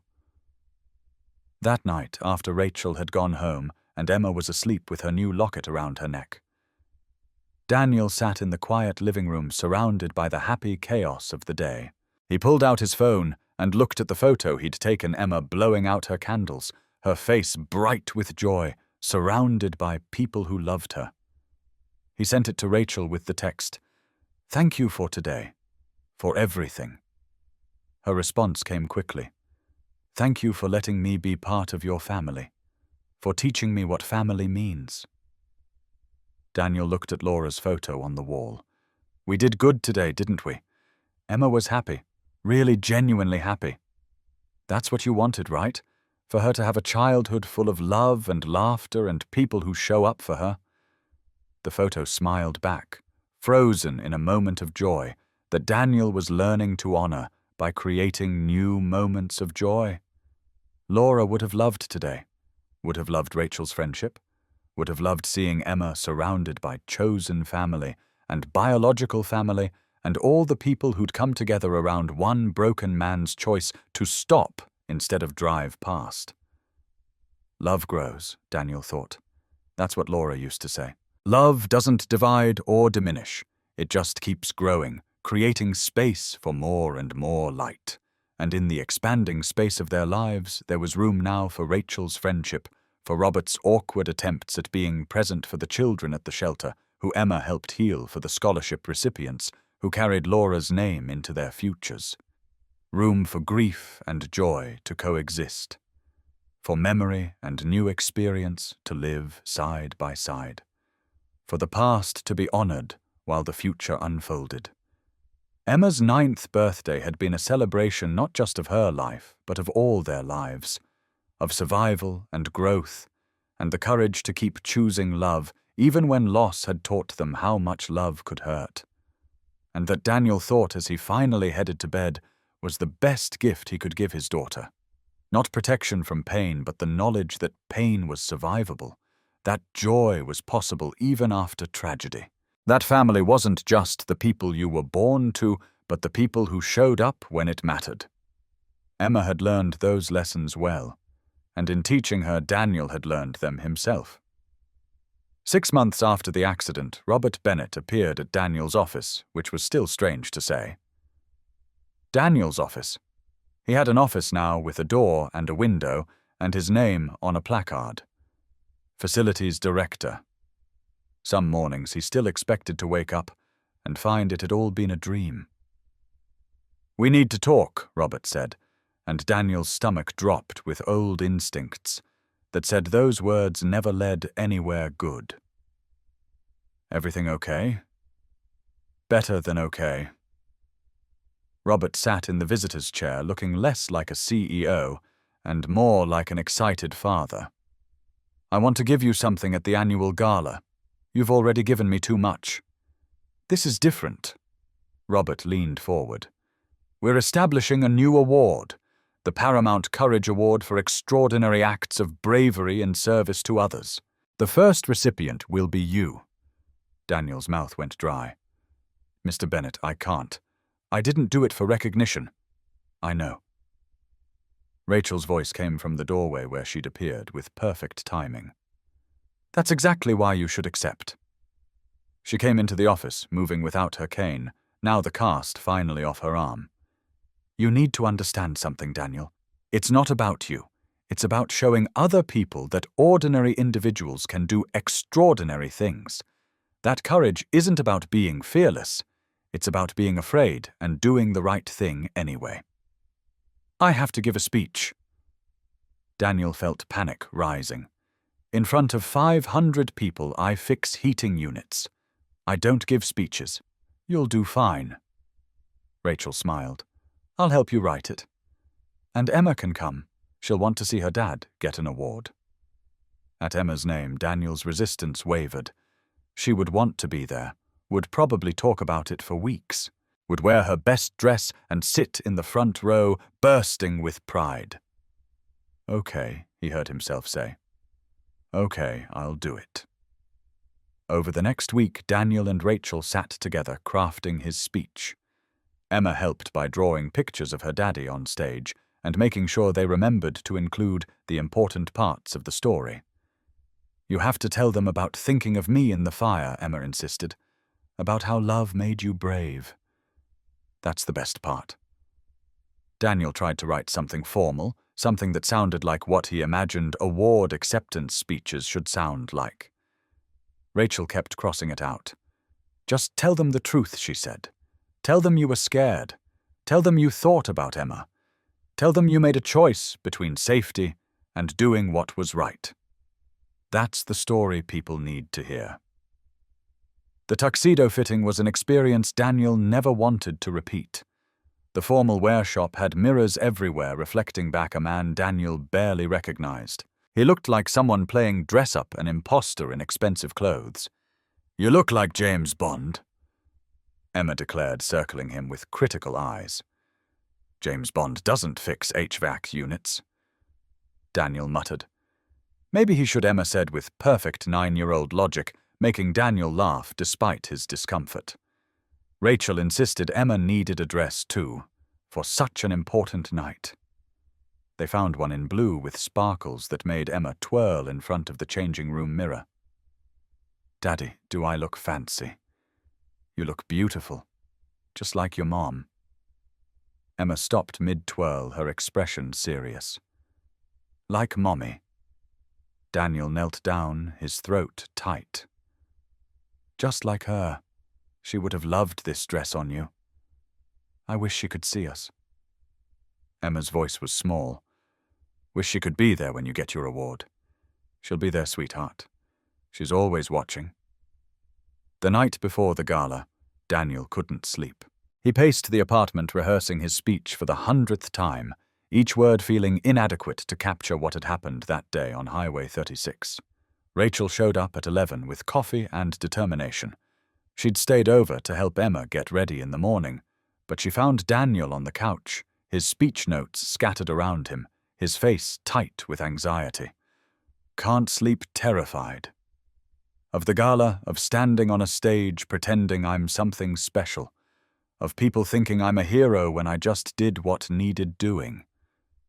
Rachel sat beside him, picking up his note cards. "Can I tell you something? What before the accident, I was lost. Had everything money could buy, but I felt empty, going through motions of life without actually living. I did charity work to fill the void, but my heart wasn't really in it, I was just existing." She turned to face him. "Then I woke up in that hospital and learned a stranger had risked everything to save my life. And it changed me, made me realize I wasn't living. I was just surviving, that I'd been wasting my one precious life on things that didn't matter." Rachel took his scarred hand in hers. "You didn't just save my life that day. You taught me how to actually live it, how to show up, how to be present, how to choose courage over comfort. That's not nothing, Daniel. That's everything. You give me too much credit. No, you don't take enough." Rachel's voice was firm. "You're raising a daughter alone while working full-time. You write her love notes every day. You volunteer at a shelter. You started a scholarship fund in your wife's memory. You're not just a hero for 30 seconds on a highway. You're a hero every single day." They sat in the comfortable silence of friendship that had grown from trauma into something deeper, something that felt like family. "Rachel, yeah, thank you for being here. For Emma, for me, for making this all feel less scary. Always." The morning of the gala arrived with autumn sunshine and Emma's boundless excitement. She'd woken at dawn, too keyed up to sleep, and had been bouncing around the apartment ever since. Rachel helped Emma with her hair, braiding it with flowers woven through because Emma had seen it in a video and declared it perfect. Daniel watched them together, this woman who'd become like family and his daughter who'd learned to trust again and felt overwhelming gratitude. "You nervous, Daddy?" Emma asked as Rachel finished the braid. Terrified. "That's okay." Emma climbed into his lap with 9-year-old grace. "Remember what we practiced. Speak from the heart. Tell them about love and bravery. And don't forget to breathe. When did you become the parent I've been practicing?" Emma's smile was pure mischief. The Denver Art Museum had been transformed for the gala, elegant in a way that made Daniel feel even more out of place. 500 people in evening gowns and tuxedos, champagne glasses catching the light. The elite of Denver's business community gathered to celebrate success. Daniel wanted to disappear, wanted to go back to his small apartment and his normal life and his anonymity. But Emma's hand was in his, her face bright with pride, and he couldn't let her down. Backstage waiting for his name to be called. Daniel's hands shook. Emma straightened his bow tie with the seriousness she brought to important tasks. "You ready for this?" "Not even a little bit." Emma's expression shifted to something older than her years. "Remember what we talked about. You're not doing this for you. You're doing it so other people know it's okay to be brave. That being scared doesn't mean you can't help." Rachel appeared with a folded piece of paper. "In case you forget what to say. But you won't need it because you already know." Daniel unfolded it, a single line in Rachel's handwriting. "You taught me that heroes are people who show up when it costs everything."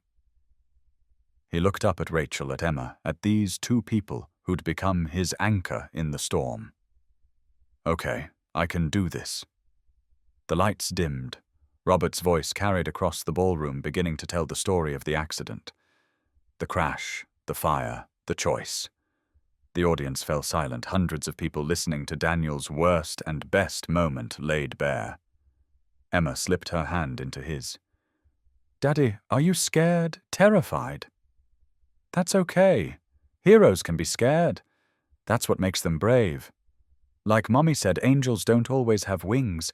Sometimes they just have brave hearts." Daniel's name was called. The applause started growing into a standing ovation that seemed to go on forever.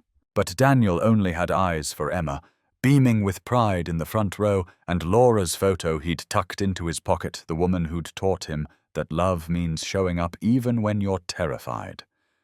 He walked on stage to face 500 strangers and tell them the truth about courage, about fear, about the 30 seconds that had changed everything.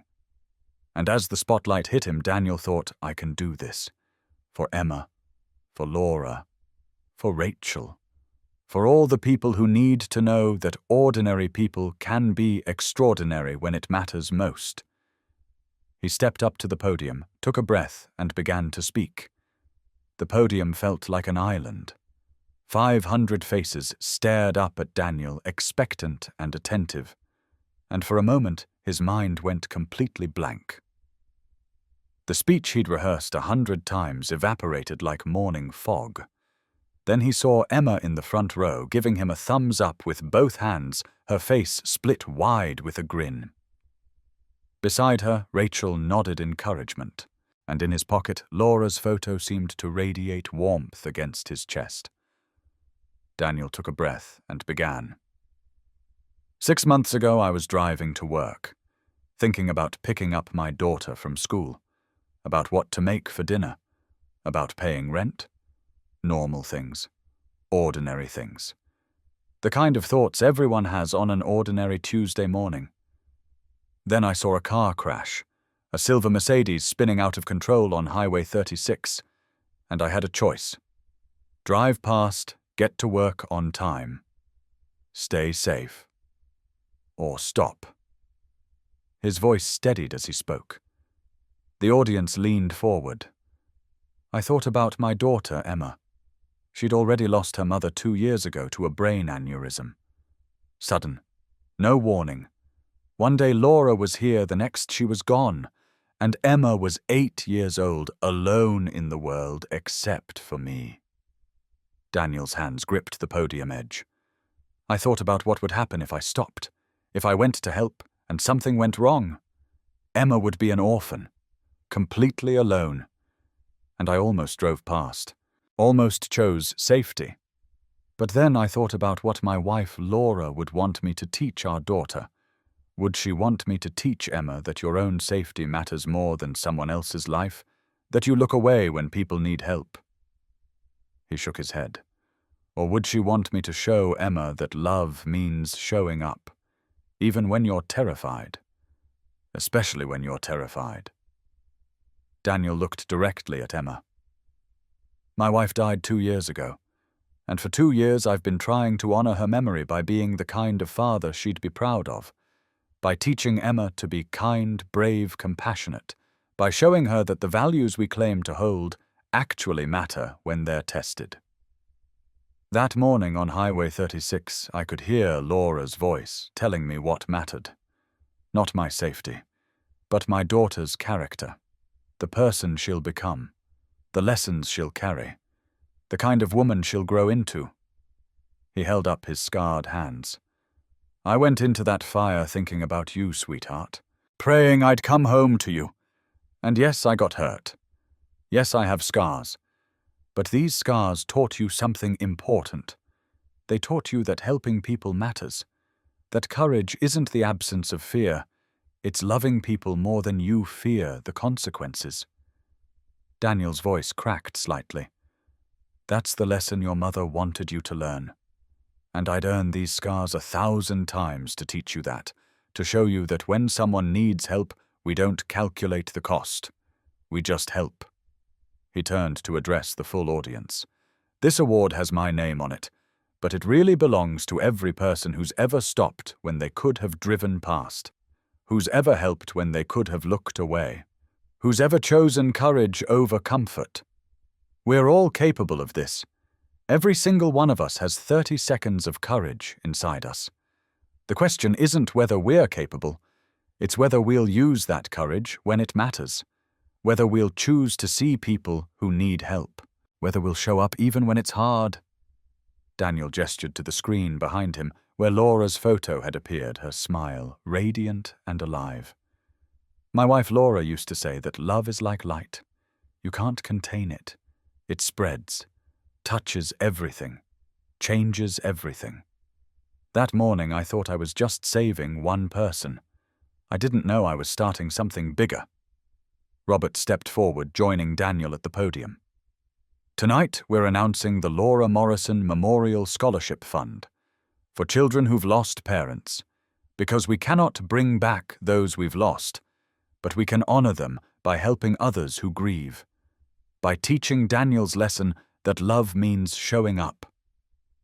The screen filled with Laura's photo, then images of scholarship recipients, children whose lives had been changed by the program. Daniel's throat tightened, seeing their faces, knowing Laura would have loved this. The standing ovation was deafening. Daniel stood there, overwhelmed, his scarred hands gripping the crystal award Robert had presented. But he wasn't thinking about the applause or the recognition.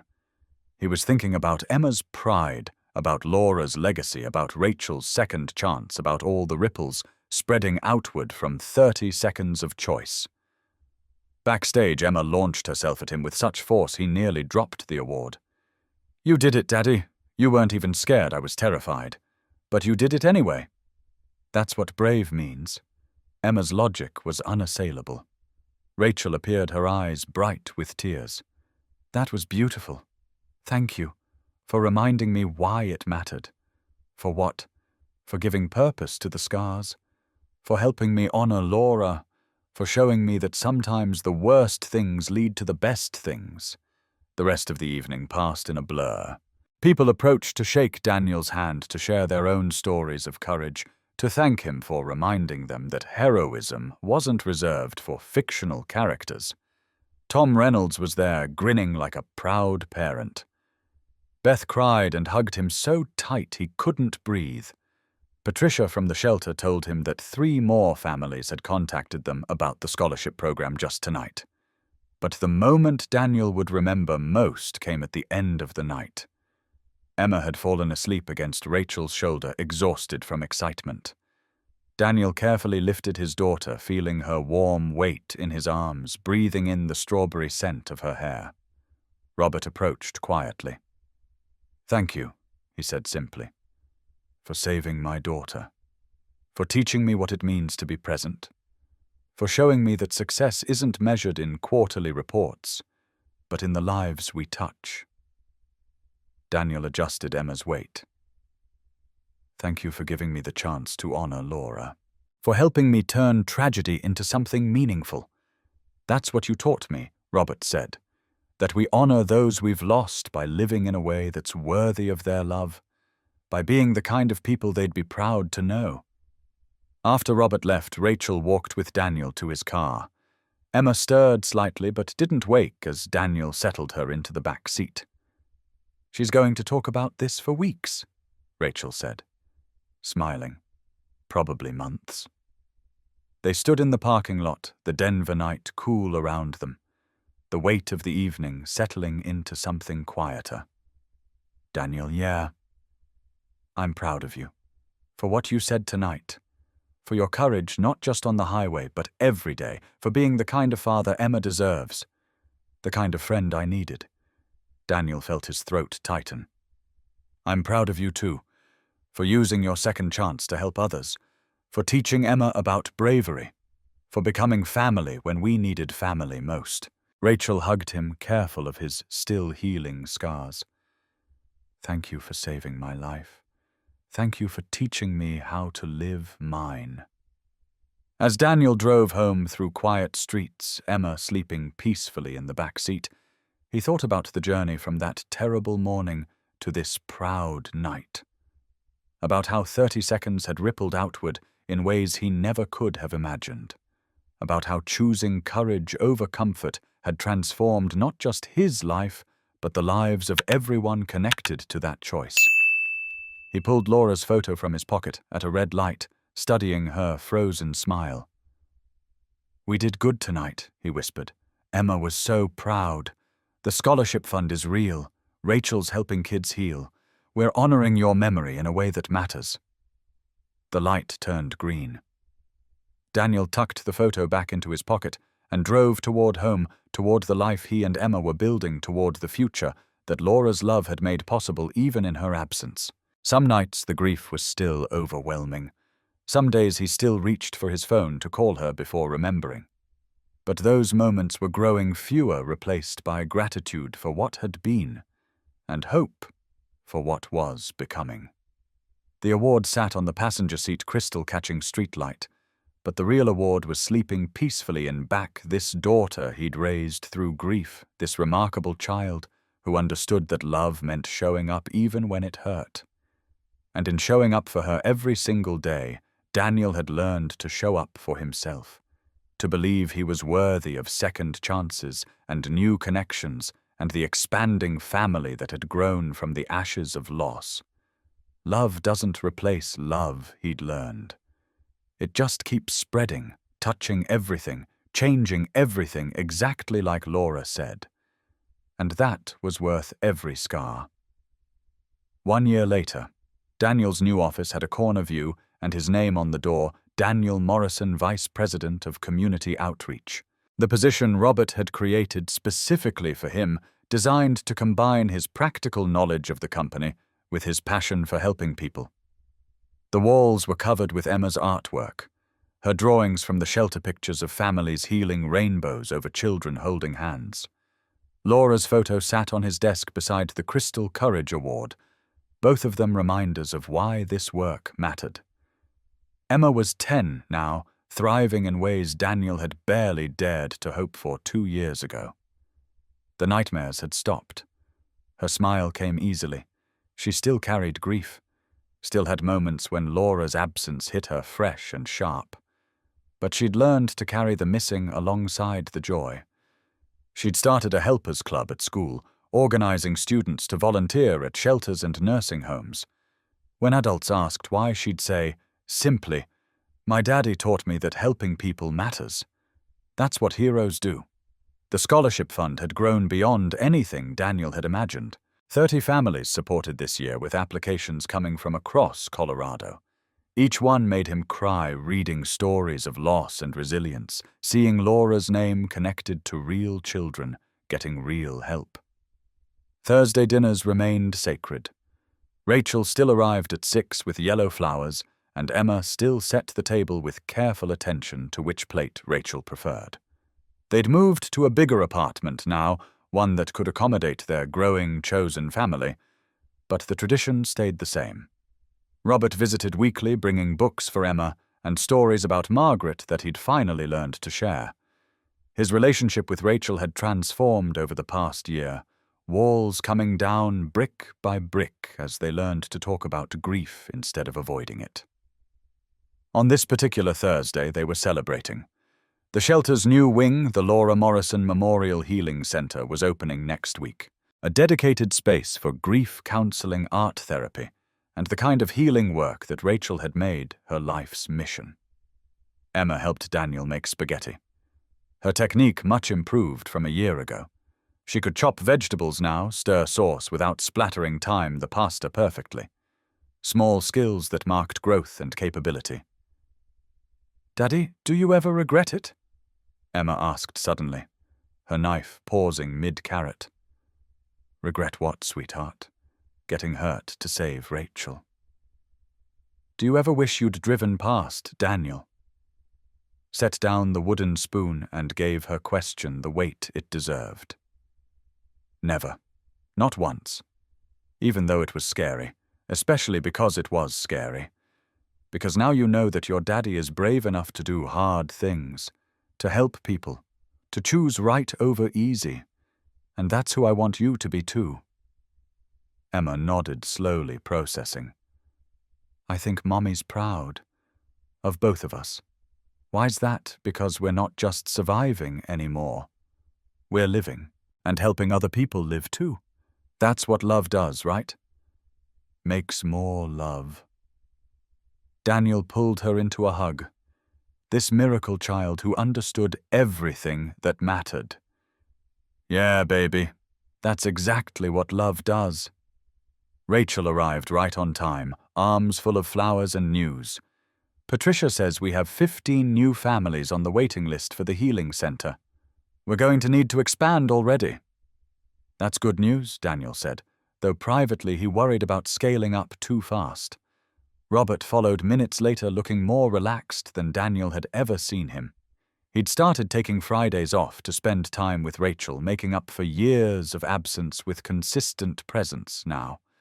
Over dinner, Emma chatted about the science fair, about her friend's birthday party, about the new girl at school who'd just lost her grandmother, and how Emma had invited her to come to the shelter.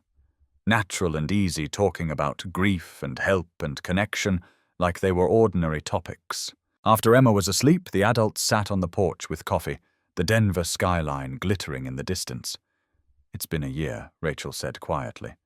"Since the gala. Since everything became official." "Best year of my life," Robert said. Then paused. "No, that's not right. The most meaningful year. The one where I finally figured out what matters." "Which is," Daniel prompted. "This." Robert gestured to encompass the porch, the apartment, the people gathered there. "Being present. Showing up. Knowing my daughter not as an employee or an obligation, but as a person I genuinely enjoy spending time with."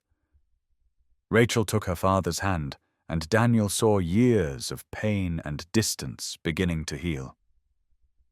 "You know what I realized," Rachel said.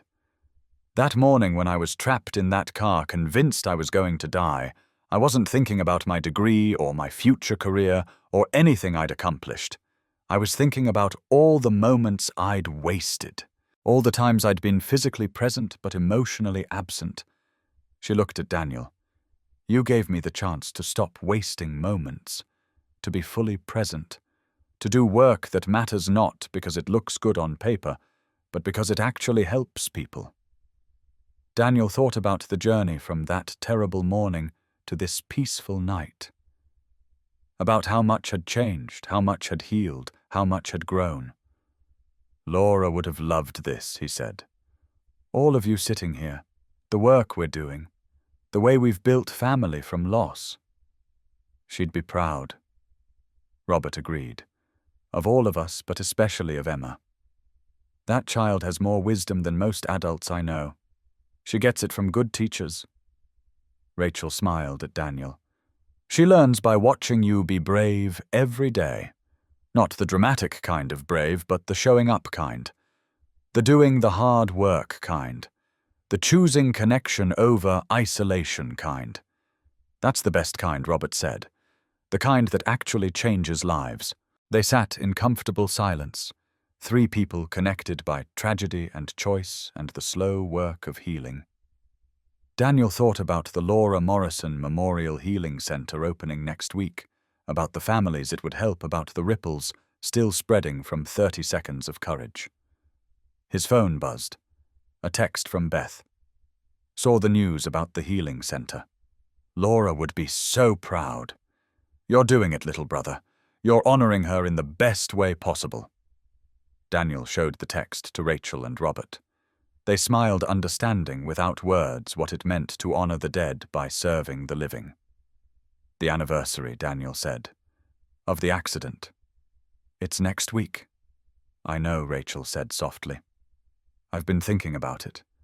About what I want to say to you, to Emma, to everyone who's been part of this journey. What do you want to say? That I'm grateful. Not for the accident, but for what came after. For the choice you made, for the family we've become, for learning that sometimes the worst days lead to the best things if we're brave enough to keep showing up. Robert cleared his throat, emotion thick in his voice. I want to say thank you, for giving me more time with my daughter, for teaching me what it means to be a father, for showing me that it's never too late to change, to grow, to become the person you should have been all along. Daniel felt tears building. You don't have to thank me. You've given us everything. The job, the scholarship fund, the healing center. You've made Laura's legacy real. No, Robert said firmly. You made Laura's legacy real. I just provided resources. You provided the vision, the heart, the understanding of what these families actually need. That's not something money can buy. The Denver night was cool autumn starting to turn toward winter. Inside, Emma slept peacefully, her dreams untroubled by nightmares. On the walls, her artwork documented a year of healing, of growth, of learning, that broken things could be made whole. Daniel thought about the journey ahead. The healing center opening. More families to help. More children to teach that grief was survivable. More work to do in Laura's name, honoring her memory by serving others the way she always had. It wasn't the life he'd planned. Laura was supposed to be here, supposed to grow old with him, supposed to watch Emma grow up. But loss had taught him that life rarely went according to plan. That sometimes the universe broke things open in terrible ways, that somehow impossibly led to beautiful things. 30 seconds had changed everything. One choice had rippled outward, touching lives in ways he was still discovering. And the work wasn't done. Would probably never be done. There would always be more families who needed help. More children who needed to know they weren't alone. More opportunities to choose courage over comfort. But tonight, sitting on the porch with friends who'd become family, knowing Emma slept safe and loved, seeing the tangible proof that suffering could be transformed into service, Daniel felt something he hadn't felt in 3 years. Complete peace. Not the absence of grief. He would always miss Laura, but peace in knowing he was living in a way that honored her. That the choice he'd made that morning on Highway 36 had been right. That courage compounded, spreading outward in ripples that touched more lives than he could count. Thank you, he said to Rachel and Robert, for being part of this, for showing up, for choosing us as family. Thank you for saving my life, Rachel said, for teaching me how to actually live it. Thank you for saving mine, Robert added, for reminding me what matters. They raised their coffee cups in a quiet toast. To Laura, Daniel said. To Margaret, Robert added. To second chances, Rachel finished. And to all the people, their courage would help heal in the years to come. That night, after Emma was asleep, Daniel sat at the kitchen table and pulled out Laura's coffee mug from the cabinet. He made himself coffee and drank from her mug, something he'd done many times now since that first night after the gala. He looked at Laura's photo on the mantel. 3 years, he told her. 3 years since the accident. And look at what we've built. Look at Emma, how she's thriving. Look at all the lives we've touched in your name. The photo smiled back, eternal and unchanging. I miss you every single day. But I'm learning that missing you doesn't have to mean my life stops. That I can honor your memory by living fully. Not by staying stuck in grief. His phone buzzed. A text from Rachel. "Today was perfect. Laura would be so proud. Thank you for letting me be part of your family. Thank you for choosing us." Daniel typed back. "For showing Emma what strength looks like.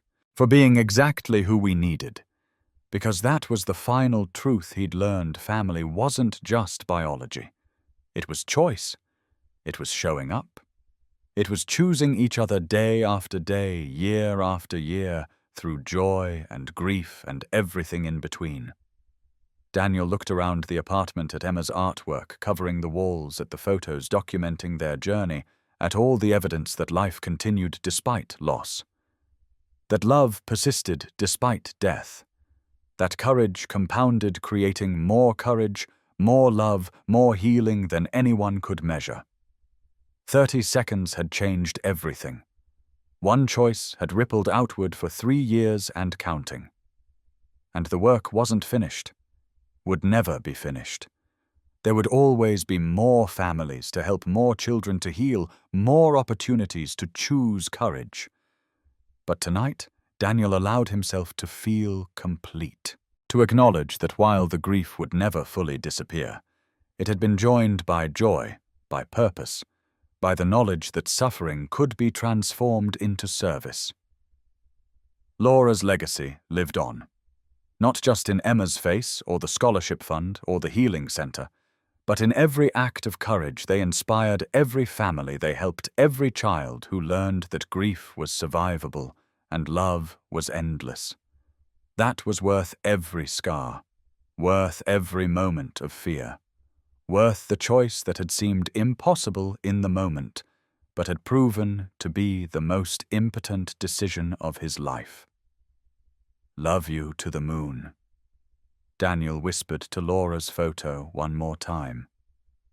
And in his heart, where she would always live, he heard her response, and back again, "My love, always and forever." Friday night, just Daniel and Emma in their apartment. Rachel had plans with friends, Robert was traveling for business, and Beth had her hands full with her own kids. Just the two of them, father and daughter, the way it had been for 3 years now. Emma sat at the kitchen table finishing homework, while Daniel prepared their simple dinner. Grilled cheese and tomato soup, comfort food for a quiet night. Outside, the first snow of the season was falling, dusting Denver in white. "Daddy, can I ask you something?" Emma's voice carried that particular tone that meant a serious question was coming. "Always, sweetheart." "Do you ever feel like Mommy's really gone? Like she's not watching anymore?" Daniel set down the spatula and joined her at the table. This was important. This deserved his full attention. Sometimes he admitted, "Sometimes I can't feel her presence at all, and it scares me. Makes me worry I'm forgetting her, or that she's really just gone and not watching from anywhere." Emma nodded, relieved by his honesty. "Me too. Sometimes I try really hard to remember her voice, and I can't. And then I feel bad, like I'm a terrible daughter." "You're the best daughter." Daniel took her hands. "And you know what I think? What I think Laura isn't just one place or one feeling. She's in the way you help other kids at the shelter, in the kindness you show your friends, in the courage you have when things are scary. She's not watching from somewhere else. She's part of who you are." Emma's eyes filled with tears. "You really think so? I know so. Every time you're brave or kind or compassionate, that's Laura living through you. That's how she's still here." They sat together in comfortable silence, the kind of silence that only comes with deep understanding between two people who've walked through fire together. "Can I tell you something?" Emma asked. "Anything. I'm glad Rachel's our friend, and Robert too." She paused, choosing words carefully. "Not instead of Mommy, but like we're making more family. Like love is growing instead of shrinking." Daniel felt his throat tighten. "That's exactly right, baby. Love grows. It doesn't replace anything. It just keeps expanding." "Do you think Mommy would be okay with that?" With us having new people in our life, I think Mommy would be thrilled. She never wanted us to stop loving just because she was gone. She'd want us to have the biggest, most love-filled life possible. Emma smiled through her tears. That's what I thought too. They ate their simple dinner, snow falling outside the window, the apartment warm and safe around them. After dishes, Emma curled up on the couch with Daniel, both of them reading her small body fitting perfectly against his side. This was the life Laura had wanted for them, Daniel thought. Not a life without pain or loss, but a life where they could hold both grief and joy, where they could miss her desperately while also being grateful for what they had, where love kept expanding instead of contracting. At 9, Emma started yawning. "Time for bed," Daniel said. "Can you tell me a story about Mommy?" Of course. In her room, surrounded by artwork and photos, and all the evidence of a childhood being lived despite loss, Emma climbed into bed with her rabbit. Daniel sat beside her, thinking about which story to share. "Did I ever tell you about the time Mommy got lost in the grocery store?" No, Emma's eyes went wide. "She'd gone to get milk, and I was waiting with you in the baby seat in the cart. You were maybe 2 years old, and we waited, and finally someone came on the loudspeaker. 'Would Daniel Morrison please come to the pharmacy?' What happened?" Daniel smiled at the memory. Laura had somehow ended up in a completely different store. She'd walked through a connecting door and ended up next door without realizing it. She was standing there with milk from the wrong store, completely confused about why she couldn't find us. Emma giggled. "That's silly." It was. And when she finally found us, she was laughing so hard she was crying.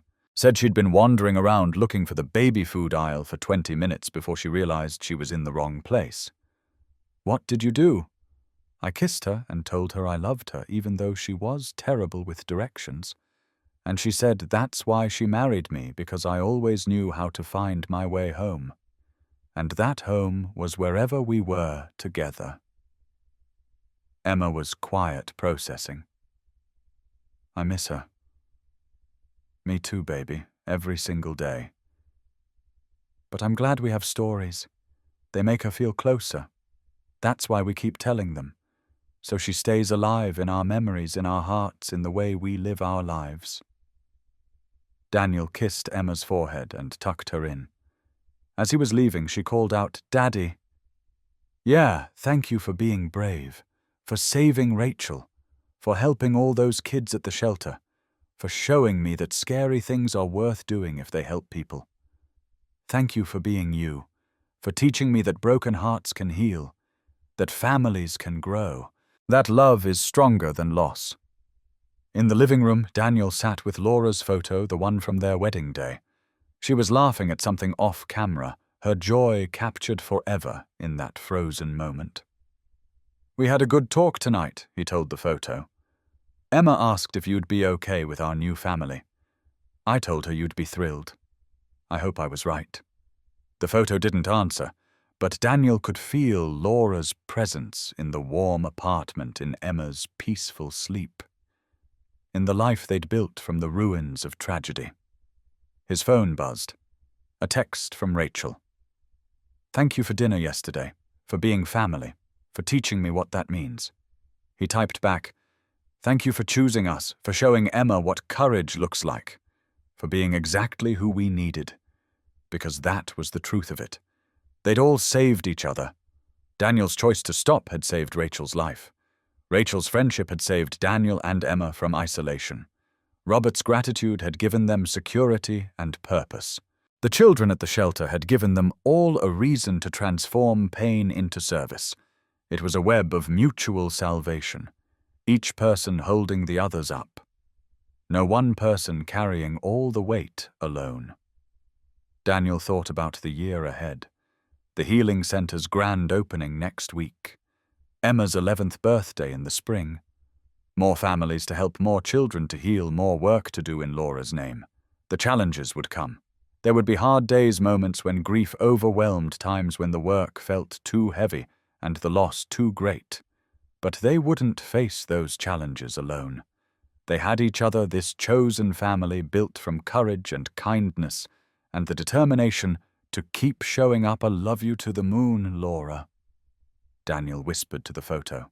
In his heart, he heard her response as clearly as if she'd spoken aloud. And back again. "My love, always and forever." He carried that certainty to bed, to sleep, to dreams of falling snow and growing families. And all the ways that love persisted despite death, despite fear, despite everything that tried to make the world smaller. Love grew. That was Laura's greatest lesson. It just kept growing, expanding, creating space for more light, more connection, more life. And in that growth, Daniel found peace. Not the peace of forgetting or moving on, but the peace of carrying Laura with him while still moving forward. Of honoring her memory by living fully. Of building something beautiful from something broken. One day at a time. One choice at a time. One act of courage rippling outward into something larger than he'd ever imagined possible. That was enough. That was everything. 3 years later. The annual scholarship gala had become Denver's premier charity event. Daniel stood in the same ballroom watching 50 scholarship recipients celebrate their achievements. 50 children who'd lost parents who'd found support and healing through the Laura Morrison Memorial Scholarship. Emma was 12 now, tall and confident, no longer the grief-stricken 8-year-old who'd fed her father applesauce in a hospital bed. She stood on stage giving her own speech, her voice clear and strong.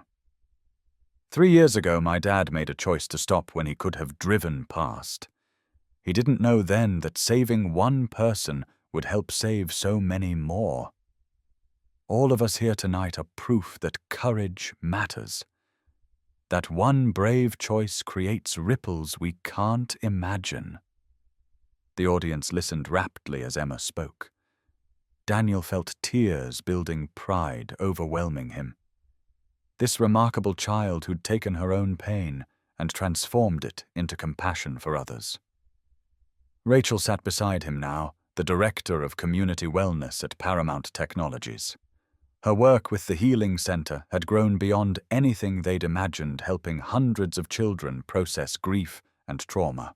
She'd found her purpose in those 30 seconds when Daniel pulled her from fire. Robert was in the front row, beaming like the grandfather he'd become to Emma in everything but biology. At 65, he'd stepped back from daily operations to focus on the foundation's work, finally understanding that legacy was measured in lives touched, not dollars earned. After Emma's speech, recipients took turns sharing their stories. Lily, now 12, spoke about losing her father and finding family at the shelter. Marcus, 14, talked about the scholarship that let him attend therapy and summer camp. Each story was a testament to the ripple effects of courage, to the way one choice had spread outward, touching lives in ways Daniel never could have predicted. During the reception, Daniel found himself on the museum's terrace with Rachel and Robert watching the Denver lights twinkle below. 3 years, Rachel said softly. 3 years since the accident. Feels like a lifetime ago. And also like yesterday. Best 3 years of my life, Robert said. Learning to be a real father. Getting to know my daughter as a person. Being part of something that actually matters. Daniel thought about everything that had changed. The job, the scholarship fund, the healing center, the lives touched and transformed. But more than that, the internal changes. Learning to carry grief while still experiencing joy. Building family from tragedy. Choosing courage over comfort again and again. Emma burst onto the terrace, still energized from her speech. Daddy, Mrs. Patricia says 3 more families signed up for the program tonight. That's wonderful, sweetheart. Emma looked between the 3 adults, her expression serious. You know what I've been thinking? What's that? That morning when you saved Rachel, you thought you were just helping one person. But really, you were helping all of us. Me, because I got to see my dad be brave. Rachel, because she got to live. Mr. Robert, because he got more time with his daughter. All those kids at the shelter, because the healing center exists. That's what courage does. It spreads. One person being brave gives other people permission to be brave too. Daniel pulled her into a hug. "When did you get so smart?" "I've always been smart," Emma said, matter-of-factly. "You just keep noticing." They all laughed, the sound carrying on the night air, joy mingling with memory and hope for all that was still to come. Later, driving Emma home through quiet streets, Daniel thought about the journey. From that terrible morning on Highway 36 to this moment of peace and purpose. From broken widower, barely surviving, to someone who'd learned to thrive while honoring loss. Daddy Emma's voice was sleepy from the back seat. "Yeah, sweetheart, I think Mommy would be really proud of us, of everything we've built. I think so too, baby."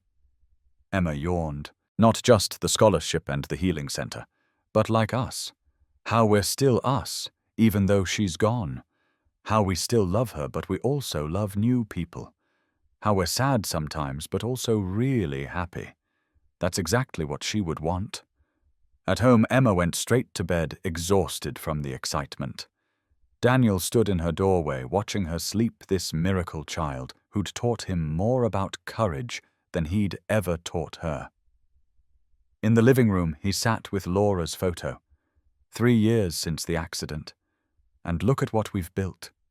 Look at Emma, how she's thriving. Look at all the lives we've touched in your name. I miss you every single day. But I'm learning that missing you doesn't have to mean my life stops. That I can honor your memory by living fully, not by staying stuck in grief. Daniel looked around the apartment at Emma's artwork covering the walls, at the photos documenting their journey, at all the evidence that life continued despite loss. That love persisted despite death. That courage compounded, creating more courage, more love, more healing than anyone could measure. 30 seconds had changed everything. One choice had rippled outward for 6 years and counting. And the work wasn't finished, would never be finished. There would always be more families to help, more children to heal, more opportunities to choose courage. But tonight, Daniel allowed himself to feel complete. To acknowledge that while the grief would never fully disappear, it had been joined by joy, by purpose, by the knowledge that suffering could be transformed into service. Laura's legacy lived on. Not just in Emma's face or the scholarship fund or the healing center, but in every act of courage. They inspired every family they helped, every child who learned that grief was survivable and love was endless. That was worth every scar, worth every moment of fear, worth the choice that had seemed impossible in the moment, but had proven to be the most important decision of his life. "Love you to the moon," Daniel whispered to Laura's photo one more time. And in his heart, where she would always live, he heard her response. And back again. "My love, always and forever." 30 seconds. That's all it took for Daniel Morrison to change everything. 30 seconds between driving past and stopping, between safety and courage, between one life saved and hundreds transformed. Friends, if this story touched your heart, don't let it end here. Daniel thought he was just saving one person that morning on Highway 36, but really he was proving something we all need to remember, that ordinary people can do extraordinary things, that one brave choice creates ripples we never imagined possible. That courage isn't about being fearless, it's about loving people more than we fear the cost. Hit that subscribe button and join our Soul Lift Stories family for more stories that restore your faith in humanity and remind you that heroes walk among us every single day. Share this story with someone who needs to remember that sometimes the most broken moments create the most beautiful beginnings. Because sometimes when you risk everything for a stranger, you discover they were never really a stranger at all. They were family you just hadn't met yet. Thank you for watching. And remember, you never know when your 30 seconds of courage might transform not just someone else's life, but your own.